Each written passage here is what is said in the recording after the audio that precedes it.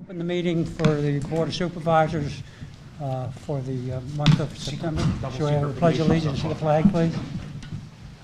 I pledge allegiance to the flag of the United States of America and to the republic for which it stands, one nation, under God, indivisible, with liberty and justice for all.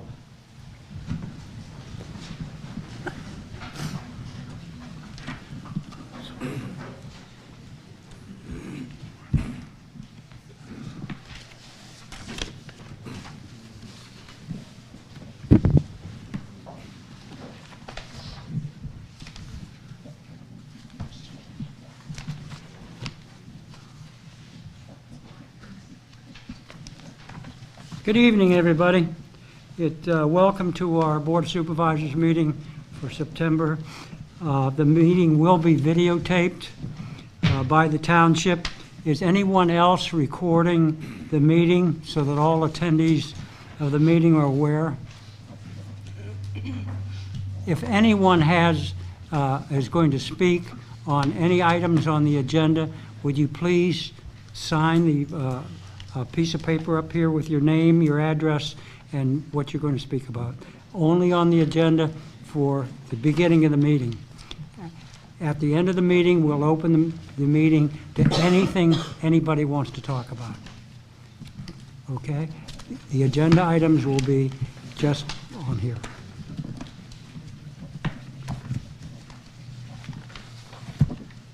I might add as a comment, I haven't, even though I show a little age, I don't think I've ever seen a group of people that have banded together so much and seen so much cohesiveness as the people at the in the Meadowbrook such.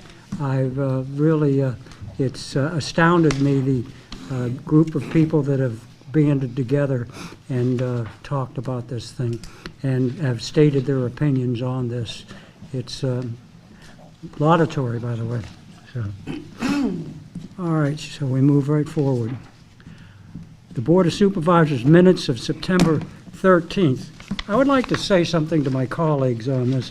I don't know if we always say, do you accept the board minutes? I like to accept the board's minutes. However, if you'll read the board minutes, there's 4 or 5 items in it that always says discussion next month or we'll move forward. And we don't move forward or we don't discuss it the next month. I think that we all ought to ensure that we read this report to ensure that the entire situations of what we talk about at the meeting and what our delightful Madeline copies down for us for this report, that everything is taken care of. Like, for instance, it says the board concurred and postponed further discussion on the DeVault Trail feasibility study to the October board meeting. But it's not on the agenda. Yes, that's because there has been no word regarding the DeVault Trail. No, that's not true. We did decide over this month that we were going to have people from the Planning Commission and people from the Open Space Commission. Right. And the AC. And they've been chosen. Okay. So it's Thank been you, Martha. resolved. I've had another word from the group in Phoenixville that's heading it up, the Green Team. There's been no further reports from them. But those 2 meetings, when we said that we were going to have those people go, we have representatives that are going.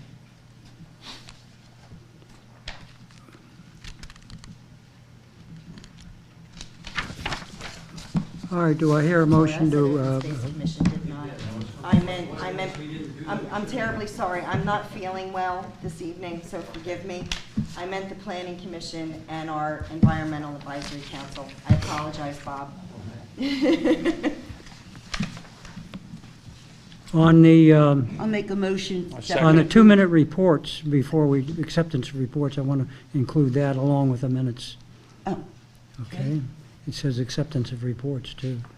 Does anyone have any comments on the department committees, commission, council reports posted and received by the Board of Supervisors? Just that I'd like to commend our roadmaster, Nick Serpini, for getting the painting done on Oakwood Lane and Parliament Drive. It's critically important in terms of the mountain traffic that we have, that it was completed. So I'd like to thank him publicly for accomplishing that. Thank you, Mother. Thank you, Barbara. Do I hear a motion to accept the minutes and the 2-minute reports then? So move. Second. Any discussion? All in favor? Aye. Aye. So moved. Payment of bills? I reviewed all of our bills this afternoon. Everything is in order and ready to be paid. The treasurer's report. As of September 30th, we have a balance of just under $3 million. Let me see here. I'm sorry. Here. We're 3/4 of the way through our Date year. is this? We have 83% What is of our the date? revenues in, of our November projected 1st. revenues, and we have 67% of Thank you. our budget spent. So we're actually in very good shape. We're where we should be. And I would like to make a motion to pay the bills. I'll Second. second. Any discussion? All in favor? Aye. Aye. Aye. Opposed? Aye. So moved. Do we have anything else from the treasury report, is setting a budget meeting or such? That's actually right next. I'd like to set our budget meeting for next year. If my colleagues could please get out their calendars. I don't have one with me, but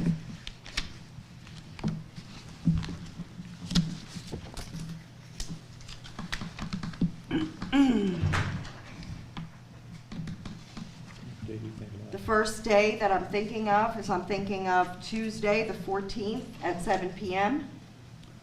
14th of October? Yes, that would work for me. What time? at 7 p.m. Jim, does that work for you? That should work for me, yeah. Okay. At 7, you said, Martha? Mhm. And then last year, we needed 2 meetings. The second meeting that I was thinking of, we may or may not need it. If we need it, I'd like to set it up now. I'm thinking of the 23rd, again at 7 p.m. That's Thursday. What day of the week is that, please? Thursday, October 23rd. It may not work for me. Is there another night that week? We have what, when is regional planning in October? Regional planning's the 29th. Okay, could we do it Wednesday?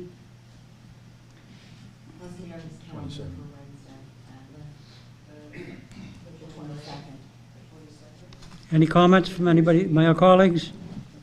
22nd. Okay, how about the 22nd of October, that Wednesday? Yeah. Does that work for everyone? At 7 p.m.? Okay, so that'll be our second meeting. So as so as it's stated right now, the budget meetings, the first one will be Tuesday, 14 October at 7 p.m., and the second one, if necessary, will be Wednesday, the 22nd at 7 p.m. That's correct? Both at 7, not 7:30. Correct. That's correct. Because there's a meeting. All in right after favor? Friday. Aye? Aye. Aye. Opposed? So moved. Please mark your calendars, people. It would be very beneficial, if anybody's interested in the budget for Schuylkill Township, although we've done very well in 8 years, we haven't raised taxes.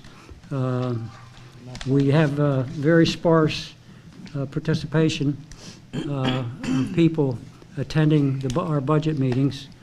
It would be nice if we could get a sort of a feel for what you're looking at and what you think is important for the township. I've been trying to do this for 3 or 4 years now and still haven't gotten a feel whether we want to continue to be a rural community or we don't have much industry, of course, in Schuylkill Township. And we've got to determine where we're coming from because, of course, prices keep going up, and so consequently, it looks like a good budget again this year. But there's a possibility, of course, that things could change. So I would appreciate any input we could have from anybody re our budget. Fred, if I could just comment on that. Sure, Jim. The budget is actually fairly detailed.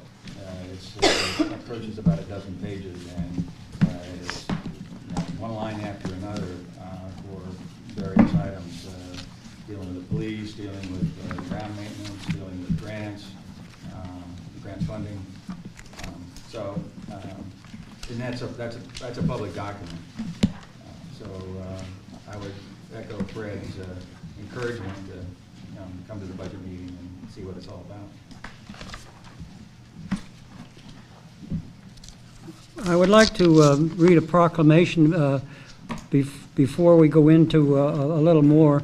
The Schuylkill Township, Chester County Board of Supervisors proclamation the Fire Prevention Week that's coming up in the next week. Whereas the Township of Schuylkill is committed to ensuring the safety and security of all those living and visiting the township, and whereas the fire is a serious public safety concern both locally and nationally, and homes are the locations where people at greatest risk from fire, and whereas home fires killed more than 2,300 people in the United States in 2012, according to the NFPA, and fire departments in the United States responded to 365,000 home fires, and whereas working smoke alarms can cut the risk of dying in reported home fires in half, and whereas 3 out of the 5 fire deaths result from fires in properties without working smoke alarms, and whereas Schuylkill Township residents should install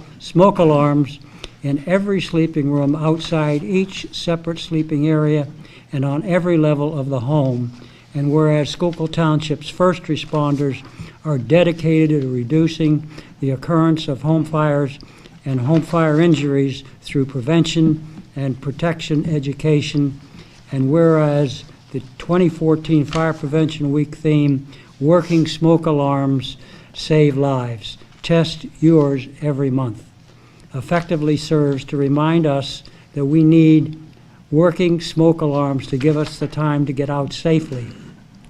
Therefore, the Board of Supervisors of Schuylkill Township do hereby proclaim October 5th through the 11th, that's October 5th through the 11th, Fire Prevention Week throughout this city, and urges all people of Schuylkill Township to test their smoke alarms at least every month by pushing the test button, and to support the many public safety activities and efforts of Schuylkill Township's fire and emergency services during the Fire Prevention Week 2014, signed by the Board of Supervisors of Schuylkill Township.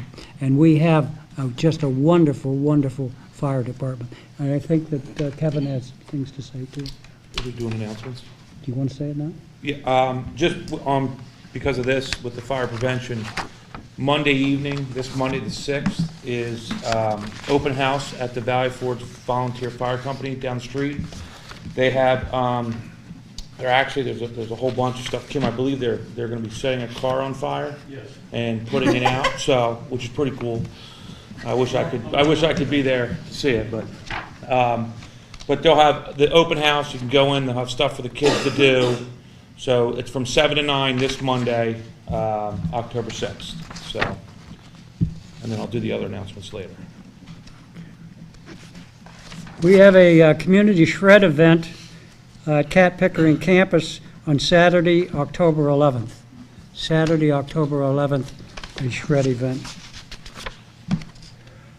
There is the wonderful pancake breakfast fundraiser at the Valley Forge Fire Company on Saturday, November 1st, and that is also the same day as we have the Founders Day, November the 1st also. Do you have anything you want to say on that?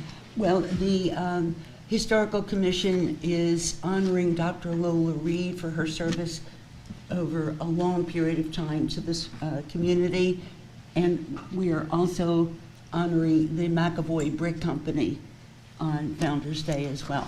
They've been in Schuylkill Township since 1896 and are still going strong. Very, very wonderful, wonderful folks contributing to our community. Also, there is the soup sale on November 15th and craft sale at the Valley Forge Volunteer Firehouse. And also, we just got quickly do this. a release from the Valley Forge You want to do it? National Historic Park to test prescribed fire as meadow management tool. So everybody's familiar with Yellow Springs Road. It's either going to be on the 9th or 10th, weather permitting. They will be burning 18 and 19 acres to control the noxious weeds and to reset the ground. So I just want to give everybody a heads up. They're doing it, they're controlling it, it's on federal land. They're burning it, they got it all down. Berwyn's been notified, King of Prussia, we've been notified. And who else? So all the local fire companies have been notified just in case but they'll wet everything down and they burn that section out. And they do it all the time, so, because I asked a lot of questions on it. And they seem to be, I'm pleased with what they did. Could you pass these down? And that's on the 9th or 10th, weather permitting. Fred, Anything I else? have an announcement. I've got an Just a minute, please. The Environmental Council, the EAC, is presenting a free workshop October the 9th, 2014, on the importance of riparian buffers along the township's waterways. So if anybody's interested, that would really be an important thing to come to. The Township Administration Office is closed on Monday, October 13th, in observance of Columbus Day. Trick-or-treating, I'm sure you're all interested in that. That will take place on October 31st between 6 and 9 o'clock. Okay, trick-or-treating. And Barbara, you have something about? Yes, because of my liaison position with the regional planning, I wanted to make everyone aware that the borough of Phoenixville has now been judged the 5th most popular place in the state of Pennsylvania. It's come a long, long way in the Renaissance. There is a slew of activities, and I won't detail them all for you, but part of my goal as a 41-year resident of Schuylkill Township has been to tear down the glass walls between Schuylkill Township and the borough of Phoenixville. There is the first Friday, the Fall Food Festival, the Pumpkin Fest, the Halloween Parade, a huge array of really positive activities. So there is a flyer here if anyone is interested in attending any of these events in Phoenixville. Thank you, Did Fred. you say anything about the Halloween parade? I did. The Halloween Parade, Saturday, October 25th, starts at 3 p.m. and goes from Bridge Street, from Star to Church Street on that Saturday afternoon. So as I say, there's a huge array. There's something that I love, this whole lot of Lulu, is a vintage flea market right at the corner of Bridge and Main in the borough parking lot. And they have an amazing array of stuff that's really fun. And the most important thing, everybody, is after you go to the pancake breakfast on November 1st, they're going to have the zombie run. Well, that's after Founder's Day. First the Which is pancake on breakfast, then you can have lunch at the country club, and then go to Phoenixville. So if anybody would Then like go for everything that sounds very good. Bob, you can go to the zombie run after the pancake breakfast. Fred, one more now. Sure, I'm sure. Jim. This is actually fairly significant. Last May, we applied to the Delaware Valley Regional Planning Commission for a sidewalk, Schuylkill Sidewalk System feasibility study grant. This last week, we received the good news that we got this grant. Great. $60,000. We have to match it with a quarter of that. The idea is basically to be compatible with the planning of the region, of Chester County, and even the plans that Schuylkill Township has for connectivity between various developments and various areas of the township. This is just a feasibility study, and it's just to take a look at how much various segments that were proposed in this grant application would potentially cost us to do, because you can't make a decision in a vacuum. So with that, we have Mary Bird and I will be attending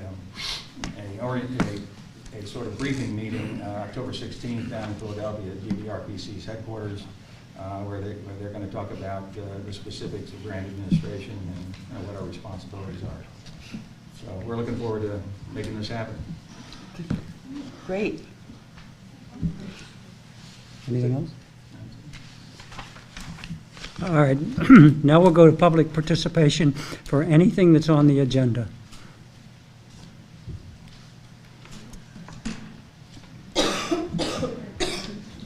So my name is Tara Hanforth. I am a original resident of the Meadows, and it's our, I think this, if we could have a show of hands of who's here for the Meadows tonight. It's been our understanding that on the agenda tonight is the proposal for a sidewalk to connect a proposed apartment complex, which, by the way, we're not thrilled about either. But we're even more disgusted by the fact that we as a township are asking the developer to connect a sidewalk to the apartment complex. We want no parts of that. It's more to shovel, it's more to maintain, and we do not want the traffic coming from that complex into our development. Anybody else want to comment? All of you are in agreement with that? We are. Yes. Thank you. It's the most I've ever seen. So I'm Megan McLaughlin. I'm also a resident of the Meadows. And at the meeting that we had at the Open Space Commission, I first learned of walking trails in the woods that are a buffer between the Meadows and the apartment complex. While we appreciate having a buffer and open space, we don't appreciate having a walking trail there, bringing hundreds of folks by my backyard. So if there's any chance to readdress that, I'd also appreciate that. Thank you very much. Anybody else? I think we've got the message, everyone that's here. Just for the record, Michael Barron with the Meadows Homeowner Association. We are also in support of the neighbors and not looking forward to or approve or in favor of connecting the walking trail through to the development through the open space area. From comments we heard that in the open space that the residents were in favor of this walking trail. Not quite sure where the open space committee may have heard that, but there's been no discussion with the homeowners association or neighbors that I know of, residents, that we had any interest in having the walking trail connected through. So obviously we can't deal with the sidewalk down on the front of 23 or Paulings Road, if that's what you're interested. That's obviously not part of our development, but the walking trail and bringing people through is not in the best interest of the homeowners association and the residents. So, thank you. If I could just ask, do you have a feel for a percentage of residents that you're representing here? Yeah, well, I'm representing 265 homeowners as the association, but I'm pretty sure that there's a... I'm talking about a majority, or... Well, unfortunately, we probably could have had an official majority, but we really... Probably mute on someone's phone. There's wasn't much of a prior discussion with anybody at homeowners about the walking trail through and connecting through the development. So as we just found out that that was part of the plan. Obviously, the township's been getting plenty of emails. Emails, and I'm sure the supervisors have been getting emails as well, just from the residents. It's just we really not want the impression that development, the complex, is part of the Meadows development. It was never designed that way. It was never presented to the homeowners that there was going to be an apartment complex as associated with the Meadows at Valley Forge. But you do know that the area there, the Meadows at Valley Forge, plus this additional 30 acres, is zoned for apartments. Oh, we're not arguing apartments. I mean, yeah, that's what it's designed for. I mean, obviously, there are people arguing apartments. That's what it's designed for. I mean, Yeah. the township also changed the zoning to afford us the opportunity to have our homes built from APO to Yeah. R2 as well. So Yeah. we understand that. But no, the discussion and the frustration is that, you know, there was decisions or someone speaking for the homeowners that we were in favor of having a walking trail. And, you know, it's quite a bit of dissatisfaction. Well, I just as one little specific on this is that what we would have liked to have seen is some connectivity from the Meadows and Valley Forge through this property to the direction of the tracks, railroad tracks, and then the river, and then ultimately the other side of the river, Valley Forge Park. But at the moment, that is not. Well, that's not feasible if you know, when you look at this path that goes across the back and it ends at another property, we're faced with property permissions there. Yeah, I mean, your presentation on the grant for sidewalks, that sounds like it's wonderful, but the township placed the sidewalk on Paulings Road because it's a pretty dangerous road to people walking down. Yeah, and in fact, that segment is part of the proposal. And I'm sure it can go up, all the way up to 23 as well. I mean, there's people that walk up and down that road, the bikers and everything else. But I don't want to leave with a misimpression here. What we're going to end up probably doing with this feasibility study is prioritizing, because I can't imagine that we would be spending money, enough money to build this whole system all at once. So we got to set priorities. Well, then potentially you can look in the plan that was submitted and see if Nolan is willing to put the sidewalk in the front all the way from Revolutionary all the way down to the train tracks. I mean, that's their property line, or as far as down they could. I mean, that's. Well, I don't think it makes sense to go beyond the entrance at that point.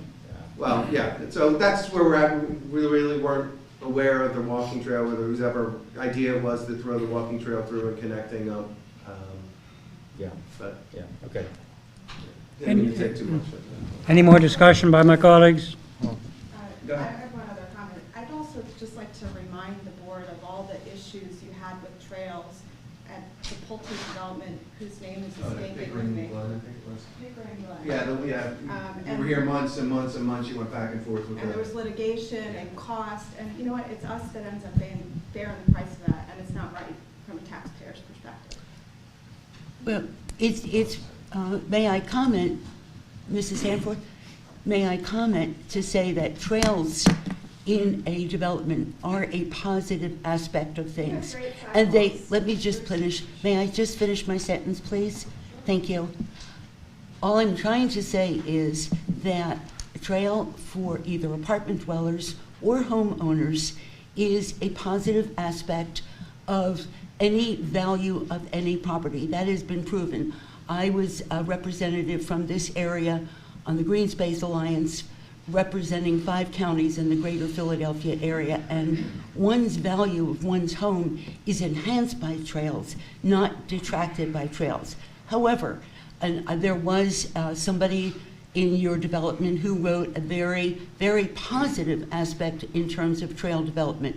On the other hand, I can understand your concern about privacy at this point, but I want to applaud the Nolan development team for including a trail in the apartment development complex. And I very strongly approve of the sidewalk that is part of our ordinance. The sidewalk is a totally different aspect than a trail which would connect to your development. I think they're different issues and have to be treated separately. I can only speak for myself. Do you want to say something? Yeah. Do Barb, you have a trail that runs through your, I'm sorry? do you have a trail that runs behind your property? I do. We have lived for 41 and a half years on Valley Forge Mountain, and the Horseshoe Trail runs along the perimeter of my property. And the only time my privacy has ever been intruded was someone about 10 years ago wanted me to join a Mennonite sect. Other than that, our privacy has not been disturbed. Our kids walk to the tennis club and the swim club, and we walk around the mountain actually using the Horseshoe Trail to get to Valley Forge Park and not driving to Valley Forge Park. Okay? Barb, let me, One of the questions people have was what was the reasoning for the walking trail to connect it into the meadows? I mean, you could have a walking trail around the I property was that not Nolan privy owns. to that, and as I said, Excuse I me. would Would you like to respectfully, comment on that? Yeah. This is Bob Mack. He's chair of our Open Space Commission. Right, okay. What happened was, and let me say that not every piece of open space that we'll ever preserve will have a trail, okay? It's an issue of whether or not it's appropriate. And when this project first came about, the concept of the trail was presented, and it was agreed that, yeah, there would be a trail. Okay? And then as we got closer to the final development plan, I can't remember who actually recommended it, but the Natural Lands Trust was part of this process. And they said, here's an opportunity for not only the apartment house, but the residents of the Meadows at Valley Forge to access a trail. All right? So then they added a trail access to the original trail, one that went to what was Revolutionary Road, and the other that went to cul-de-sac. Tory Lane, yeah, all right. And the residents that attended our Open Space Commission meeting on Monday, I think the final word on that was that we recommended that the homeowners association send a letter to the board requesting that there be, no trail access to the original trail. Okay, and I think philosophically, the Open Space Commission is all about preserving open space, and then to the extent that the trail is there for the benefit of the community.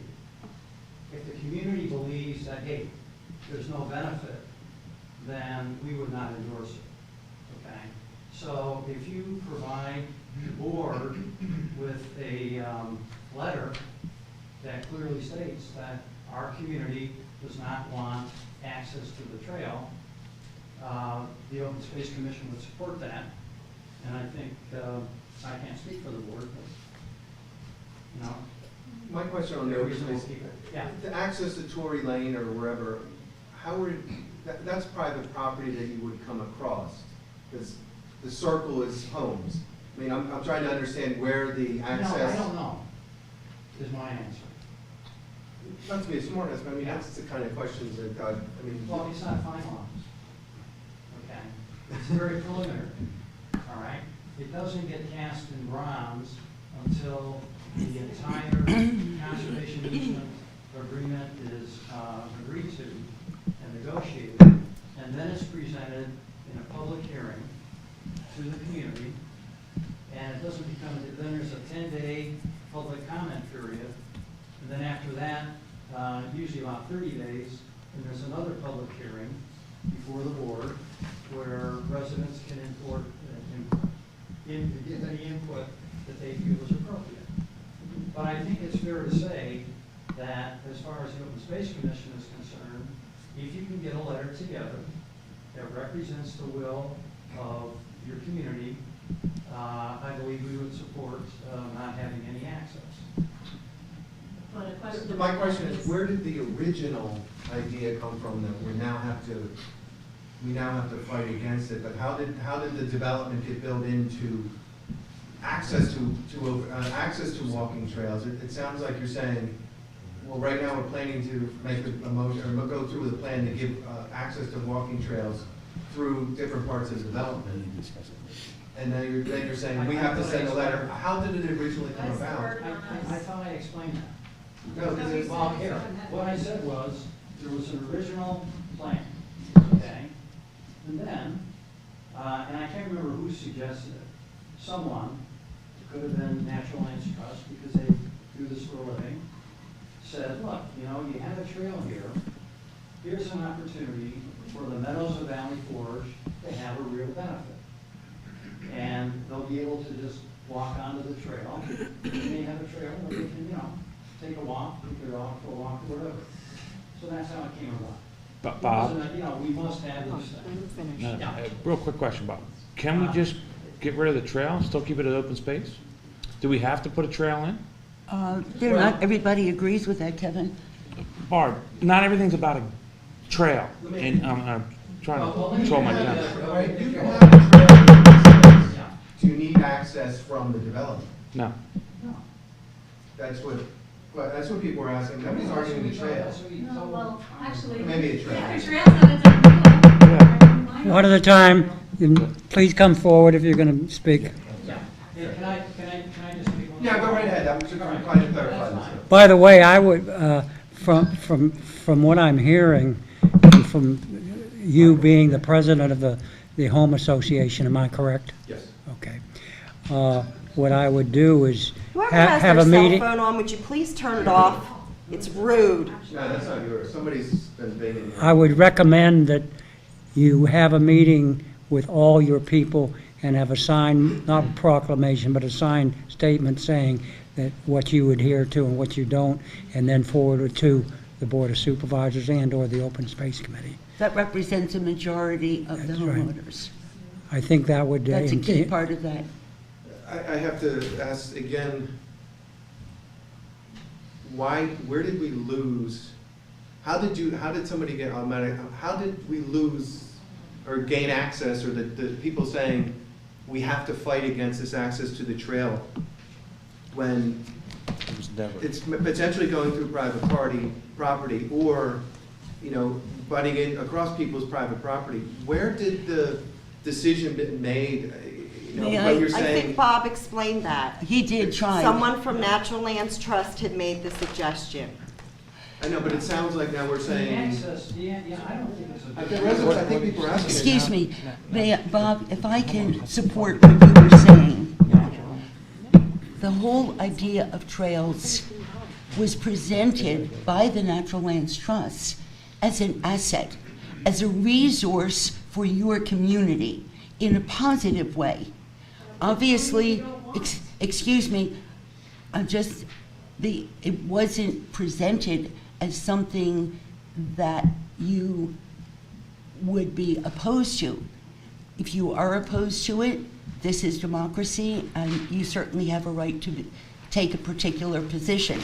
But please understand that this was not done in a way of threatening your development. It was the Open Space Commission depends upon the Natural Lands Trust to give it sound advice on a regional basis.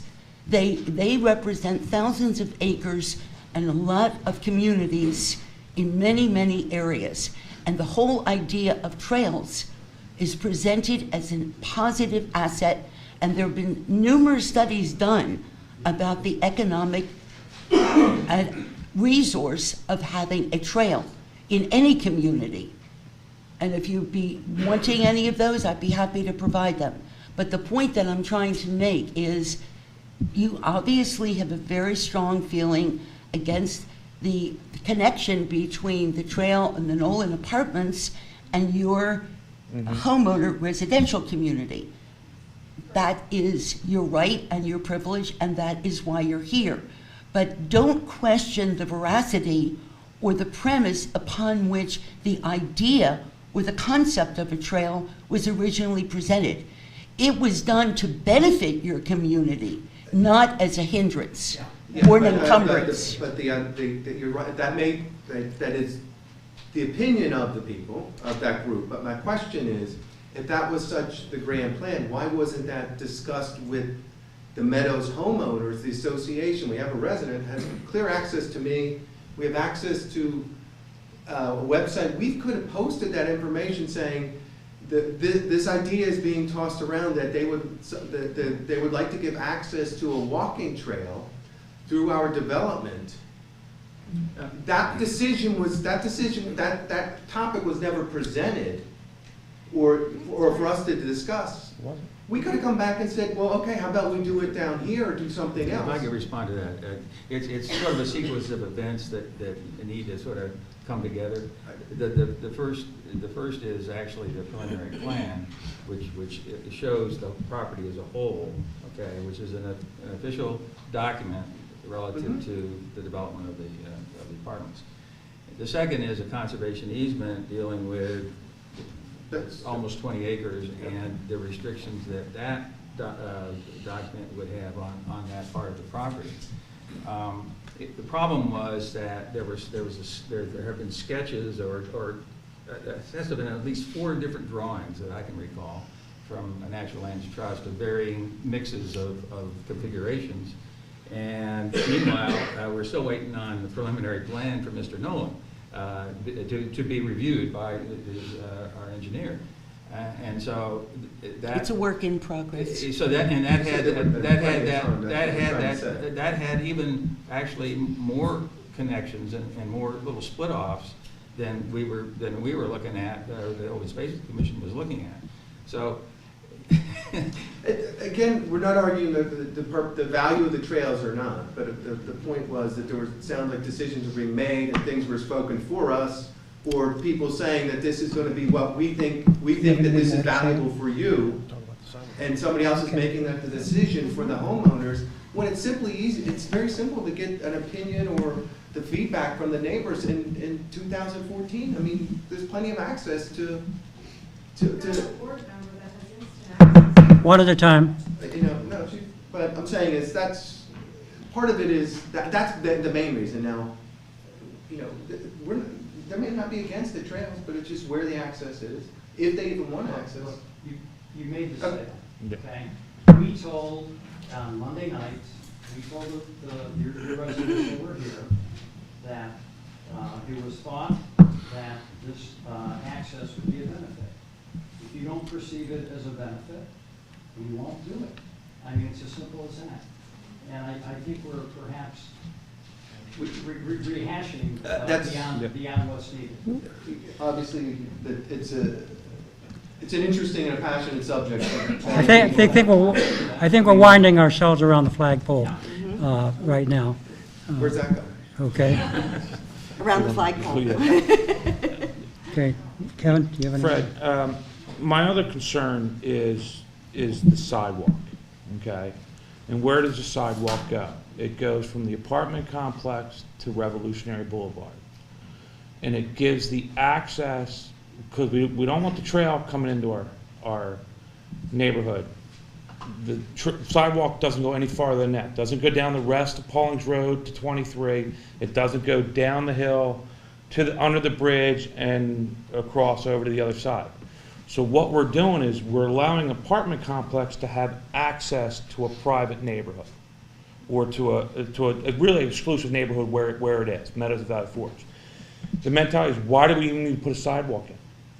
Do you want to answer that, Yeah, Jim? the sidewalk is actually a part of a bigger plan to connect to 23. We don't want it. The Well, neighbors have told you It's that. your right to object, but we will be revisiting this, not in the near future, I can guarantee you this, in terms of these additional segments. I actually have a question for you, Kevin. You just referred to the Meadows as a private neighborhood. No, I mean, Aren't they? Those are public sidewalks. public sidewalks, Those are public Okay. sidewalks. And that's but key. they're not connected All to right. anybody. So Well, But okay. it's also, the public sidewalks are on private land, and homeowners are responsible for any issues with those sidewalks, not the township. The homeowners are. So, It's a shared responsibility. no, it's, no, it is not. Yes, it is. So if something happens to my sidewalk, the township's gonna fix it? No, it's not. It's not, Jim. No, I was talking about the roads. I wasn't It's- talking it's- about I sidewalks. meant to say But the shared sidewalk's access. gonna tap into. I'm going to tie up this conversation for now. We'd like to thank everybody, or giving us the opportunity. We will work with you on whatever. We will work with you also and ensure that you are knowledgeable of what commissions this will be going to and where we come from, so you will be heard from, okay? But my suggestion is for you to take it to your HOA and come from there too, okay? Because you'll want to talk from a position of strength, not weakness. And that's what I would be doing if I were you. Okay.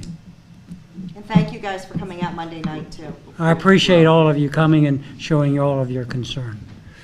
Can I just ask one question? You're asking Michael to go back and do a lot of work. We're all here. I have 3 kids at home. I'm sure others are in the same predicament. I'm not showing up here on a regular basis. My husband's here on a regular basis. And to have us do a letter campaign and collect votes, we did all that with the tower. I don't want to go through that again. I think you've got a good representation here, and I'd like to see you vote. You don't have even 50% of your No. representation there. All You don't we even are have asking for is a 25% of your letter representation From the there. homeowners association. I didn't hear that. What I heard is there's going to be a lot of meetings, and it's going to get buried in this commission and that commission. We aren't here That's not what already. he just said. He No, just you said, get a letter from misinterpreted. your May I- homeowners association and give it to the board of supervisors. Exactly. I didn't hear a whole lot of meetings and all that. I heard get a letter. Tara, you misinterpreted what Fred Perry said. What he was trying to say is that the Nolan development is a work in progress, and you're willing, and anyone is welcome to come to any of our EAC or planning or other meetings where Mr. Nolan will be presenting his plans. That is different than what you've interpreted. He wants to make sure that you are aware that it is a work in progress. But is it And that I am sure with the electronic way in which you have of communicating with your homeowners, you could very easily, there was a very strong letter in support of this trail that was passed on to us by one person. Maybe that is just one person. We don't know. You're all here, and that's, as Okay. was pointed out, your efforts in coming here this evening are understood, but don't misinterpret. Thank you. And the public record isn't enough? That's what records these days are for. You don't even have a tenth of your group here that are involved. You have a lot more involved in your HOA group. Go ahead. Yes, sir. You'll be the last comment. What exactly, is this trail, is this being voted in the motion this evening? No. So this, That's why I said that to Well, you. to be clear about it, if we were to, for sake of argument now, if we were to approve the preliminary plan this evening, which I don't think we're going to be doing, that's my view of it, that includes this trail path layout on the second or third page of the drawing. That is correct. The plan does show a schematic outline That's of correct. the walking path through the conservation easement to be constructed by others. with connection through to the meadows? Or is that on the Just a plan? minute, There's, please. if I remember correctly, there's no distinct connection to the meadows. There is an end point at or near, very near the property line, close to the meadows. I mean, I don't know exactly, off the top of my head, I don't remember if it's exactly to the property line or maybe just a little bit shy of that property line. Okay. One more comment. Okay, I thought at the Open Space Commission meeting, we agreed that if there were to be an approval of the Nolan plan, that it would be subject to a subsequent development of a trail path.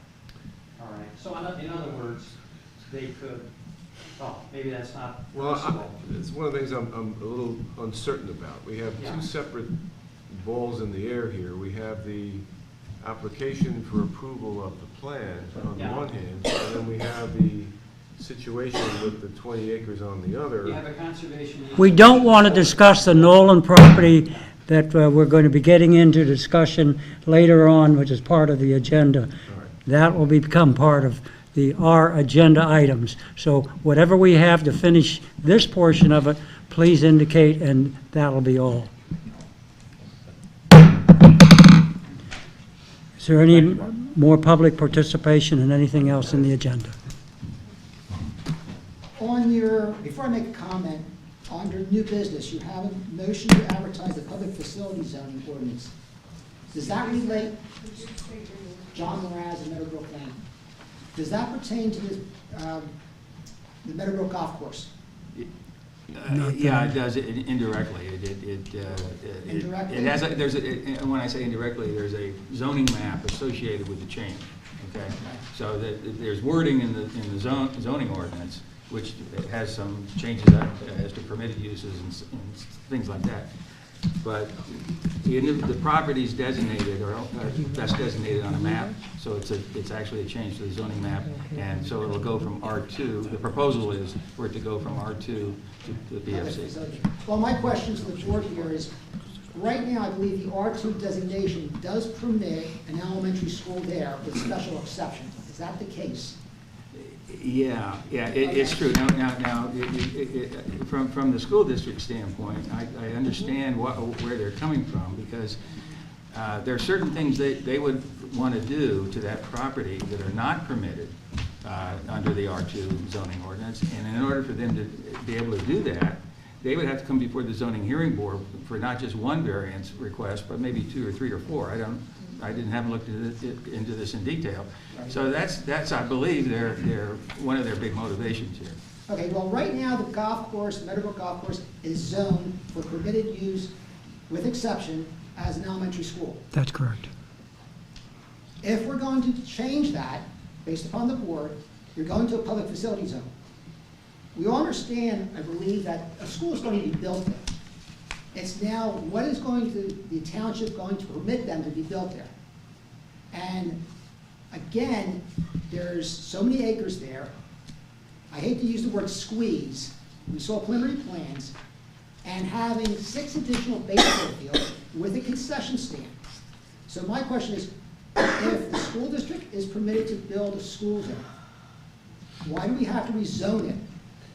Because they're looking for a school. If I can answer that for you, in terms of the comprehensive plan generally and planning generally, the property belongs in a public facility zone because it's a public facility.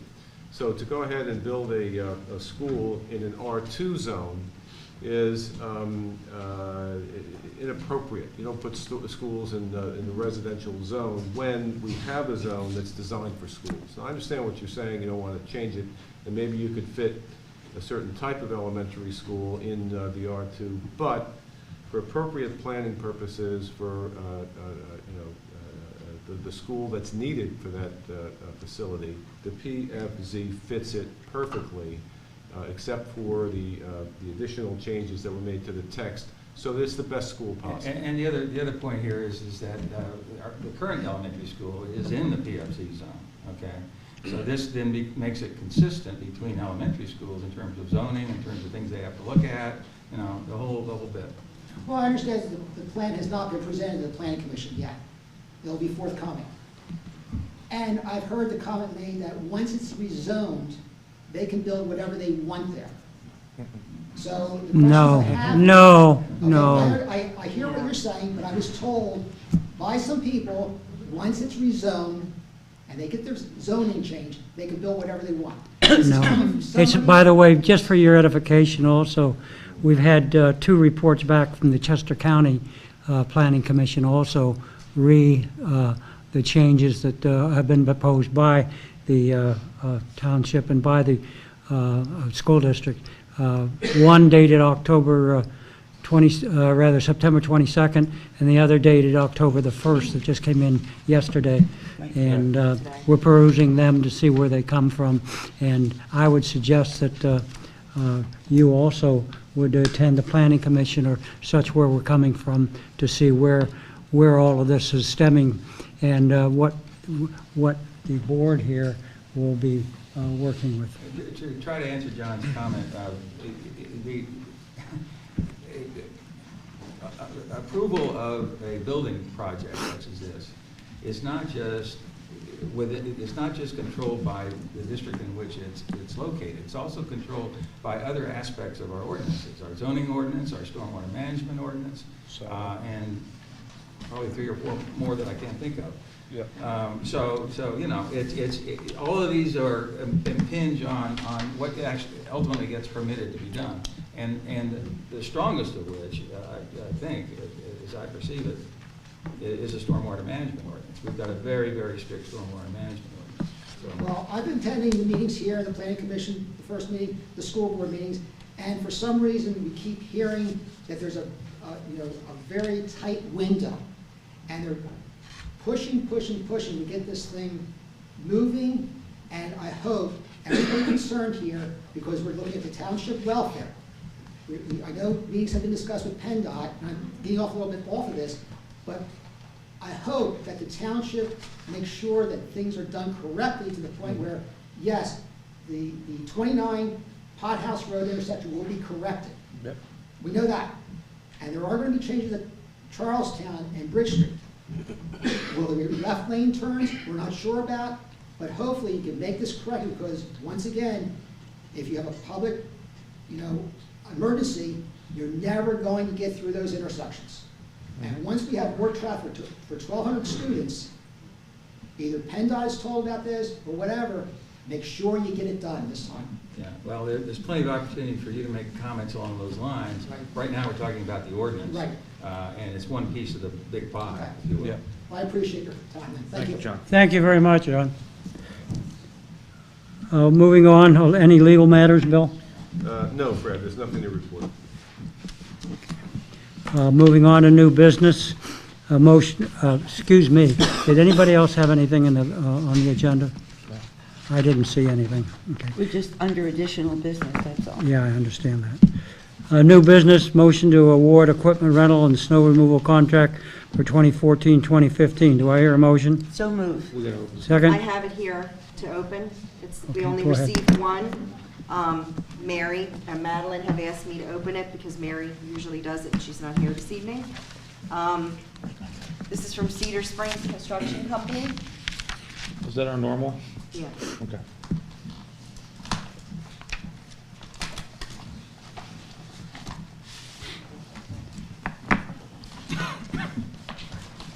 Do you need the address for official purposes?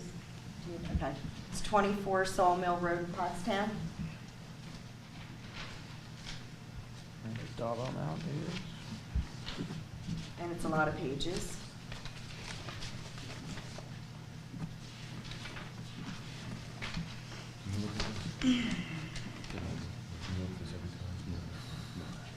Forgive me, guys.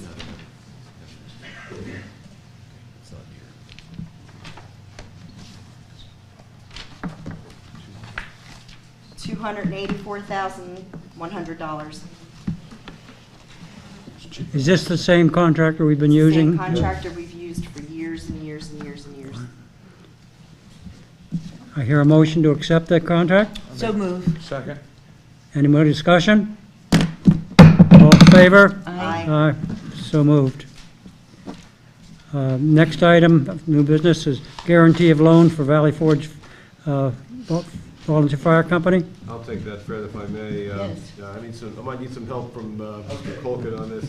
As I understand it, the Valley Forge Fire Company has applied for a loan of $175,000 from the Commonwealth for equipment, I believe, and if not... In 2012, we purchased our last engine, and in order to purchase it, we took $175,000 out of our investments, and we're looking to restore that, and therefore went to the state fire commissioner's office for the 2% loan. So I received a letter indicating that in order for this to go through, the township would need to obligate itself to pay the Commonwealth back, because they don't want to take any risk with this loan. And so I get into the world of general obligation notes, which are different from loan guarantees. I contacted the state, and I received back a package of documents that include the form of an ordinance, and regulations, and a lot of paperwork.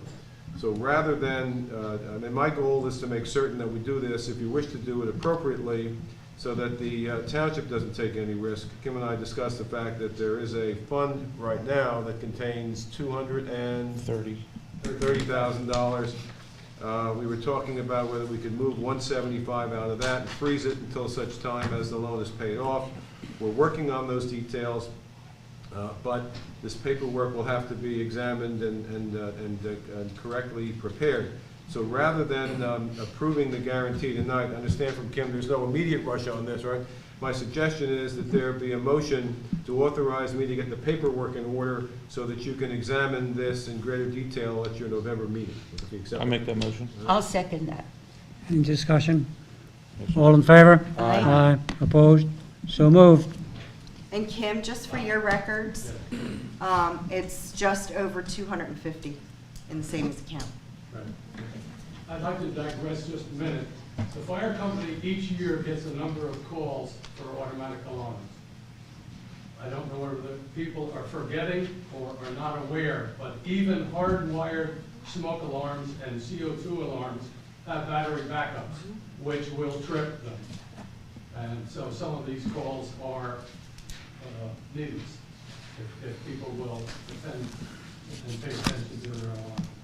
A question for you, Kim, on that.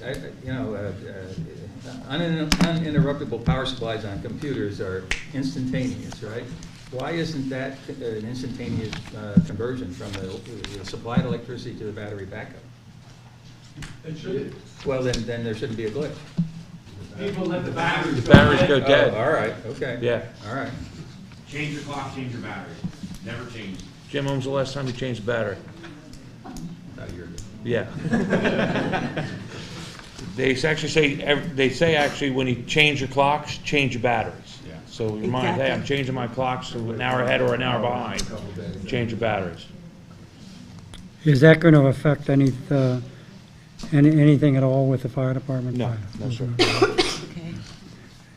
Moving on to resolution and ordinances. Motion to advertise the public facilities zoning ordinance amendment. I'll make the motion. I'll second that. Maybe you should not say anything about this. Well, now that we got a motion and a second, comments. I would just like to notify the board and the audience that during the month of September, both the Planning Commission and the Regional Planning Commission addressed the proposed amendment after robust discussion at both, for both commissions. And now we have the Chester County Planning Commission. And Chester County, right, so actually three All commissions three. have all voted to move this forward. They've recommended that the board adopt this. So the next step, the logical step, would be to advertise this ordinance so that you could then address it at your November meeting. And we have the exact text, which is important from recent cases. The exact text of what has been examined by the planning commissions and approved is the text that will be advertised. Okay. Thank you. Thank you. Bill? Okay. Bill, is this all in accordance with the two letters that we've received? Yes. Well, I've got, we had a motion, we've had a second. We have any more discussion? All in favor? Aye. Opposed? So moved, everybody. Thank you. See you in November. Thank you. Motion to adopt the ordinance 2014-03, updating the cable franchise agreement between Schuylkill Township and the Comcast of Pennsylvania LCC. So I can It's go- I'm already been discussed with all of us, it's already been advertised. Now, it's the idea to accept the agreement. Bill? It's okay, it's fine. I was just, Oh. Mary normally does this, she's not here tonight, but it's the result of work that was undertaken by a special counsel to update our cable franchise agreement, which has been in place since 1965. And the motion authorizes the passage of the ordinance, which has been properly advertised, and the signing of the new cable franchise agreement, which will provide funding source to the township. I make that motion? I'll second. Any discussion? No, sir? All in favor? Aye. Opposed? So moved. Moving on. Motion to approve subdivision land development. Motion to approve the preliminary, No. Motion to approve resolution 2000. oh, I'm sorry. You got it. Here. One more motion, I've got it. Yeah, okay. Motion to approve resolution 2014-11 regarding township repair of water drainage and stormwater drainage issues on private property. This is what we pushed off from, But this is what Bill put forward for We us. can, Yeah. we were looking for a standard, something we could pull off the shelf when this problem came up to respond, because it's coming up a lot. Ms. Morrison and I had a discussion about the precise language. And I agreed that one change should be made in the paragraph 1, which is the only paragraph in the resolution. It says, as a matter of general policy, Schuylkill Township cannot and will not make repairs on private property concerning drainage issues or water damage issues, etc. And the suggestion was remove the words cannot and will not and replace them with the word should. And then the resolution would read, as a matter of general policy, Schuylkill Township should not make repairs on private property concerning drainage issues or water damage issues which arise on private property, etc. This gives some flexibility, but it, so if that change is acceptable, I can have it reprinted and prepared, but we could, you could vote on it with that change, subject to it being typed for your next meeting. Okay, Bill- I would move, I make the motion to accept this with the amendment that you just described in the language. Second that. Bill, legality-wise, it seems, I don't know if it's passes the smell test. Do we really, can we really pass an ordinance of this extent? It's a resolution. It's a resolution. It's not an ordinance. We've been getting. I know what we've been getting. Okay, yeah. all right, we've been getting. So the answer is, does the township have a policy? Mhm. And the purpose of this resolution was to clarify what the law really is in terms of stormwater problems. Because the township would, in my opinion, go broke if we were to spend $500,000 on every water No problem that question. comes up. Okay. So as a matter of township policy, the resolution says township should not make repairs on private property concerning drainage issues or water damage issues which arise on private property because the township is not legally responsible to do so and because township funds should not be used for such endeavors. So it's just a restatement of what is, but sometimes residents who have water problems are not happy to hear that the township will not pay to fix them. So it seemed to be appropriate to have a standard policy in place to respond to it. Doesn't that put the onus on us a lot more for when development comes about on stormwater management and its precepts and such? It doesn't change the ordinance. This is a resolution. This is a statement of policy. It's not an ordinance. It's not a law. It is a statement of your policy in dealing with stormwater problems. The developments, Fred, John? are bound by the subdivision ordinance as well as the stormwater management ordinance. So that's, and the developer has to comply with those things. This doesn't change anything. Yeah. Okay. It All right, just we've had to, clarifies things for us so that if someone has a particular water issue on their property, we can answer with veracity that it isn't up to us to take care of that. all right, we've had the motion, we've had the second, we've had the change to it. Any more discussion on it? Then we aren't going to pass it until you rewrite it? Pass it now. I made the motion with the amendment as stated That's what I said. by our solicitor. And we have the second of that? Yes, I second it. Okay, all in favor? Aye. Aye. Opposed? So moved. Just as a follow-up, John, did we Yes. ever figure out how, one of the comments you were talking about, following up on what we talked about at the minutes, one of the things that we had talked about was trying to have a comprehensive township-wide policy with regard to stormwater issues, so that things that are in public rights-of-way and dealing with things if I'll use the word global in quotation marks, to address issues which somehow affect some more than others, but affect us as a township. Yes. So I had suggested having a comprehensive water issue policy, Yes, and I met with Mary and Nick a few weeks ago okay? to discuss basically the parameters of that study. And I provided Mary with a draft proposal yesterday.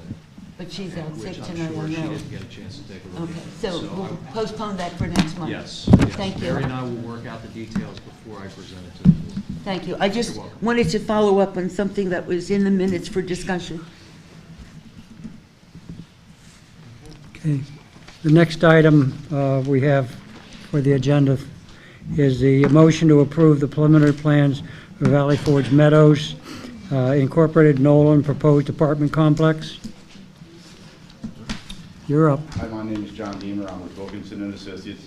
the engineer representing this project. Just a real quick brief overview, the project is for the construction of 72 apartments on a 29-acre parcel.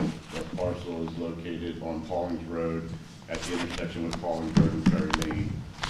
The project is bound to the north by the meadows, to the west, Revolutionary Boulevard accessing the meadows, to the east, the railroad, and then obviously to the south Paulings Road. This project is for the construction of 72 apartments and associated parking facilities, stormwater management. All the apartments are to be serviced with public water and public sewer. Like I said before, this parcel is approximately 29 acres, of which 19 acres were being placed into a conservation easement. You can see by the hatched area there on that plan represents the 19 acres.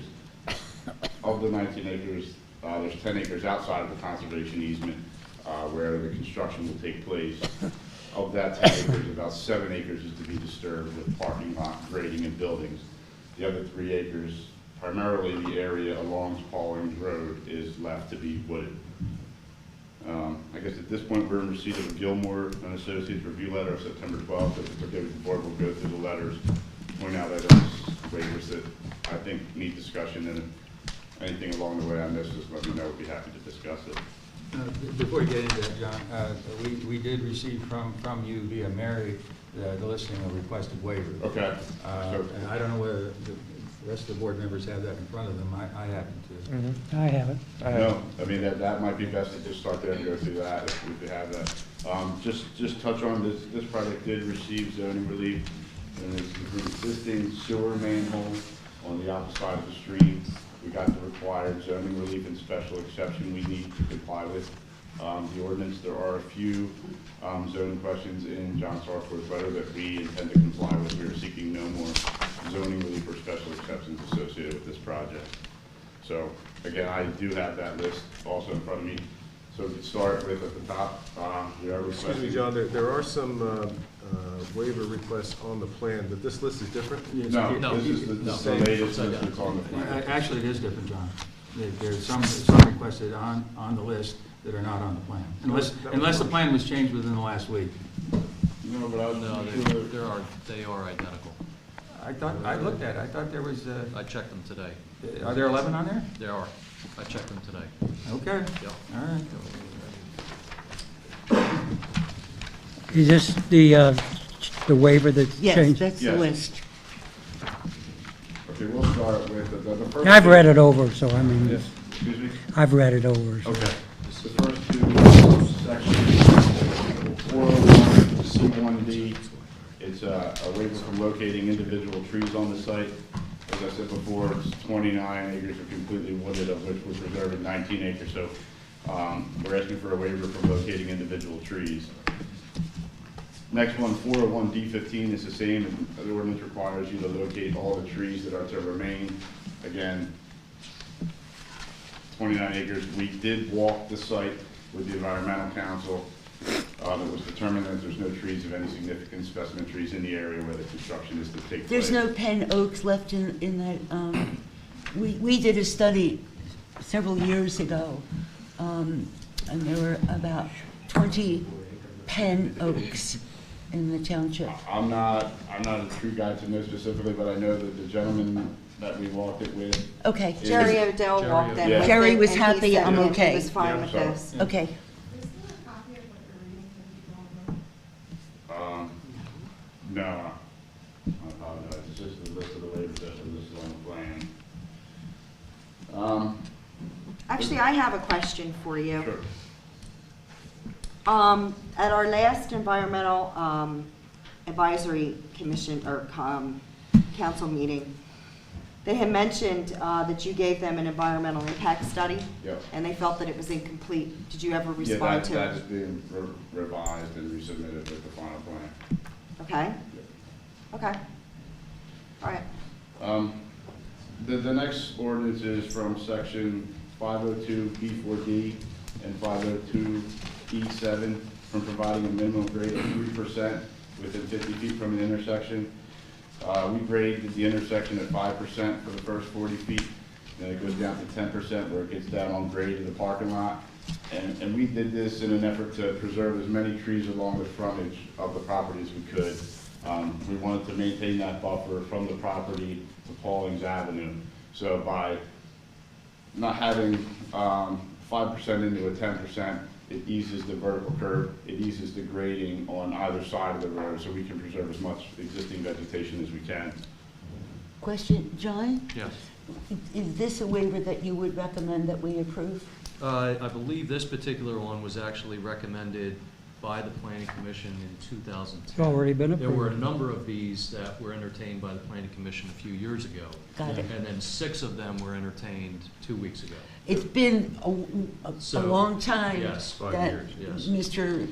Nolan has been trying to, that, I'm just Right. trying to bring myself up to speed on Right. these I latest, in this remember latest this one in list. particular, this one goes back a few years. So this is okay? Yes, yes. For the reasons that Mr. Deemer explained. You explained it very well, thank you. The next one is from section 504A, from providing sidewalk along Spalding Road. We are requesting a waiver from providing this sidewalk along Spalding Road. Again, the grading of this site falls off, so we are requesting a waiver on Spalding Road. There's no sidewalks in the vicinity of Spalding Road. Obviously not knowing some of the conversations that went on earlier, we are asking for the waiver from providing that sidewalk. Again, there's existing vegetation there, the grade falls down off the road there, and again, there's no. What's the length of that piece that you're asking the waiver for?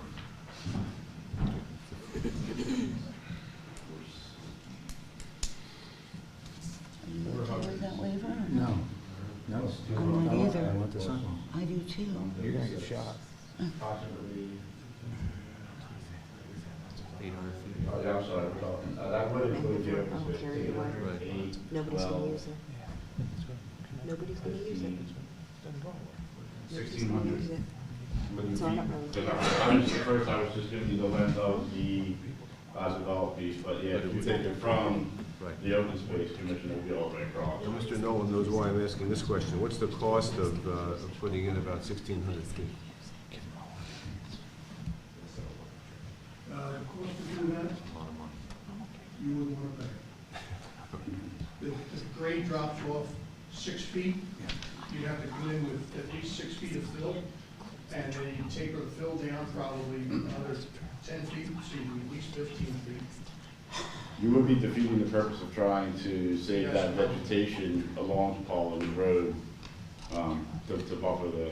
How far into the property would you expect you'd have to cut trees down and grade To do the sidewalk, to install the sidewalk? 25 feet, at least. That's the steepest part of the site is along the road, and then you kind of get down into the site. So that hence the driveway goes down, and then the parking lot, as you see, as the driveway comes down and tees into the parking area, the parking area is on grade. The steepest part of that site is the area along Palm. You're saying because of the grading, this would be much more expensive than if it was just flat, and you could lay out your Exactly, you're talking significant grading.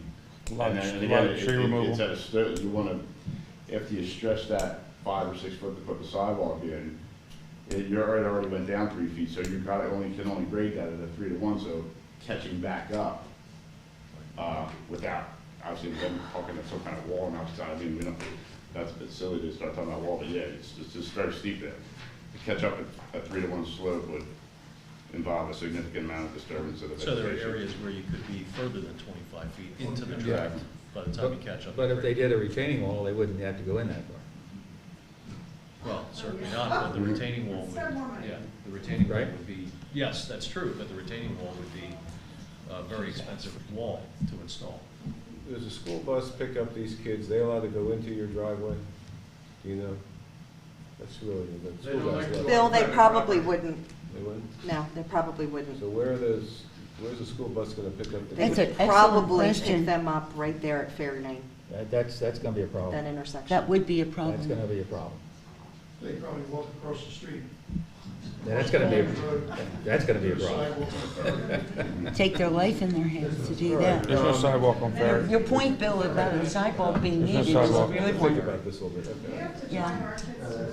Because it's in the public right of way. It does not intrude on their development, correct? Yeah, well, Was there a plan to do depends on how they any build it. type of grading along Paulings Road to take care of all the water and the drainage issues that currently go on in No, this whole section? it's a state road. Yeah, no, what there are 2 or 3 pipes that collect stormwater runoff. Right by In the Revolution. vicinity, 2 of them right here across from Ferry Lane, there's 2 inlets that collect runoff and actually just dump it on this property, which it's a PennDOT pipe, but technically if you were to do a development now, you wouldn't be able to just dump stormwater on here. And then also there's another one, I believe over here. Near the access. Near the access. Right by, it's on the outside of Revolutionary. Yeah. So So what we are doing is we are piping some of those pipes and then putting in an energy dissipator, and then that just comes down across here where we're catching that in an inlet and then diverting that around the site. So as far as improvements to Paulage Road, no, but the water that is just dumped onto the site from the state road is being handled. Now, keep in mind that because it's a state road, he has to get a permit from PennDOT to install this access point. So PennDOT ultimately has the ability to dictate what drainage improvements may be required there. Is this water then going to flow into that pipe that goes under the train station that flooded down a couple of years ago? Pipe is under. Yeah, and but what we're doing. Oh, under the railroad. is we Under the are, railroad. Eventually it will, yes. Yes. well, That culvert flooded out because it was not clean. Yeah, I know. Yeah, and what you can see here is this hatched area here under the center of the parking lot is an underground You can stormwater vote on retention this, you don't system. have to abstain. You know, that controls the runoff from our site, Well, we're some gonna of do it, some this. down the hill, that, you know, I'm not gonna say it's gonna fix that problem, but it will definitely, you know, help facilitate that problem by the online retention that's required through the township stormwater management ordinance.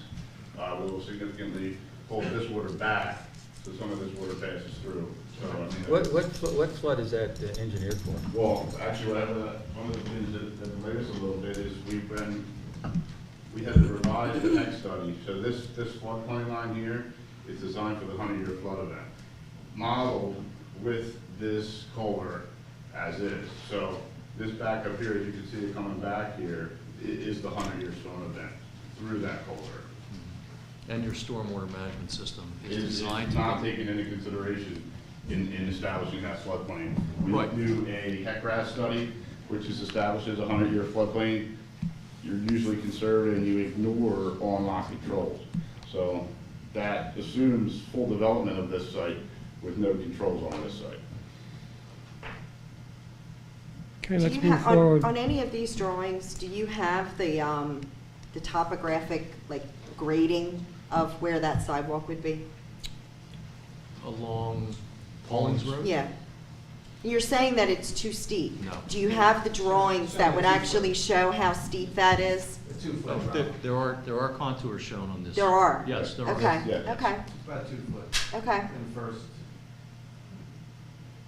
really, about, the street's about 154, the show's about Okay. 152.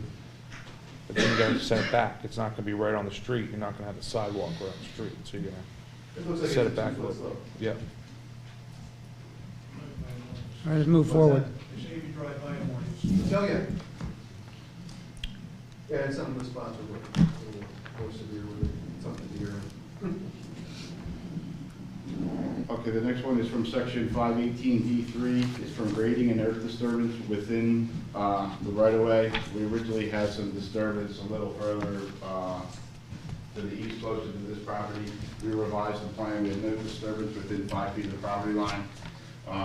The only place we're disturbing in the right-of-way is to take access from the site. So that waiver is merely taking access off of Fallings Road. The next one kind of goes along with what we previously talked about from section 503B1, from providing stopping area 20 feet behind the right-of-way exceeding 4%. For 40 feet, we're 4.45%. So it's similar to the one we talked about before, and as is the next one from section 514B1, from showing existing vegetation with a caliper of 2 inches or more. We talked about that. From section 520G, from preparing a vegetation preservation plan. Again, we're preserving 19 acres, so we kind of talked about that. The next one is from section 504B, from providing granite curbs. Again, the road in the parking lot will be privately owned. We're proposing concrete curb. I have to say, interrupt you here, that private streets are also subject to granite curbs. Yeah, understood. Yeah. But I just wanted to point out that there will be no operation or maintenance of the curb, all at the responsibility of the township. It'd be all by the homeowners association. And so granite curbs lasting much longer would be less maintenance for the homeowners association. True. And there would be an Renters HOA. association. Yeah. No, it would not be your homeowners Not yours. association. It would be their own.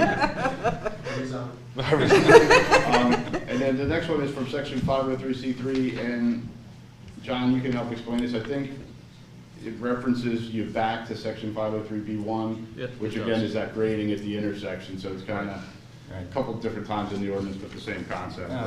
If I could just interrupt you on that, John and I had a conversation about these three that relate to each other Yeah. in terms of the gradings, and I was convinced by John that this is sort of approaching a de minimis situation in Okay. terms of the percent differences, so Yeah.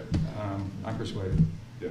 And then the last waiver that we will be requesting, it's kind of just a partial waiver, and this is from section 514D4. Is the section requiring street trees. We're just asking for a waiver on where we put the street trees.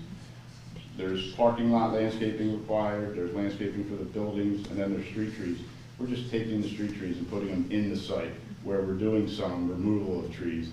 Again, Paulings Road, the site is wooded up until Paulings Road, so there's not space to even take down trees and put in trees. So we're not asking not to supply them, we're just asking to put them someplace else, not along Paulings Road. Just a brief comment on that.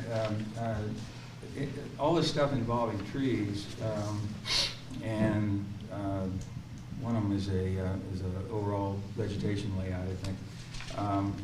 The EAC, at least as represented by Jerry Odell, he's okay with these waivers. But as you know, he's concerned about the specific species of trees that were proposed close to the buildings. And so he came up with a suggested list of Okay. replacements. I agree. Yeah, just so I could, he sent me an email, I Yeah. believe it was today or yesterday? Yeah. The last couple of days, Yeah. and yeah, we would agree to replace the species and size of the trees as per his email, his recommendation. Because the concern on the ash trees is the emerald ash borer, which is Yeah. marching our way. They'll be removed from the plans and the landscaping will be revised as per that email. Yeah, good. John, maybe you should explain to the board that the planning commission recommended really a partial waiver of the granite curbing. Yeah, they- well, they at the planning required- commission, we had a detailed conversation on the curb, and they recommended a partial waiver. They recommended concrete curb inside, from the right-of-way in, and putting granite curb inside the right-of-way. Also, That makes that's sense. subject to PennDOT. Not really. I disagree with you on that, because you lose the continuity. You have these concrete curbs on either side, subject to a plow skidding off one way or the other.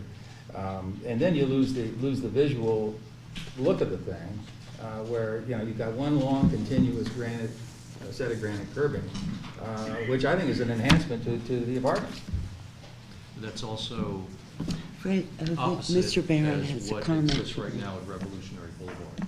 Yeah. At Revolutionary Boulevard, there's concrete curb out on Pauling Road, and as you enter the development, it transitions to granite curbing. So I just wanted the to reverse. mention. So that it's view. not continuous there and here, Right, you're huh? gonna have two different points of access along Paulings Road adjacent to one another, but they're gonna look different. So I just wanna point that out to you all as you think about what you wanna do there. But the Meadows at Valley Forge is completely granite curbing. I just looked at it the other day. I would make a suggestion on that, is to talk to the roads department with that granite curbing, because they're going through, I think, spending a ton of money lifting that granite curbing in our development. I mean, they've done it 3 different times in front of my house, where the road is eroded underneath.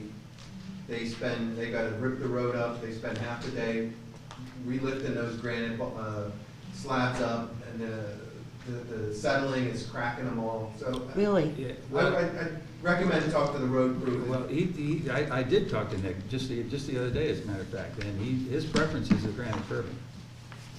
That's his preference. You've got a sinkhole issue over there in the Meadows of Valley Forge, right?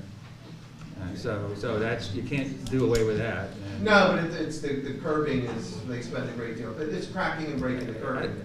I'm just saying, I don't know what you spend on the roads, but I hate for the, you know, how much money that he spent on fixing curbing on, just something to consider. But, John, you said Yes. that the planning commission recommended this compromise.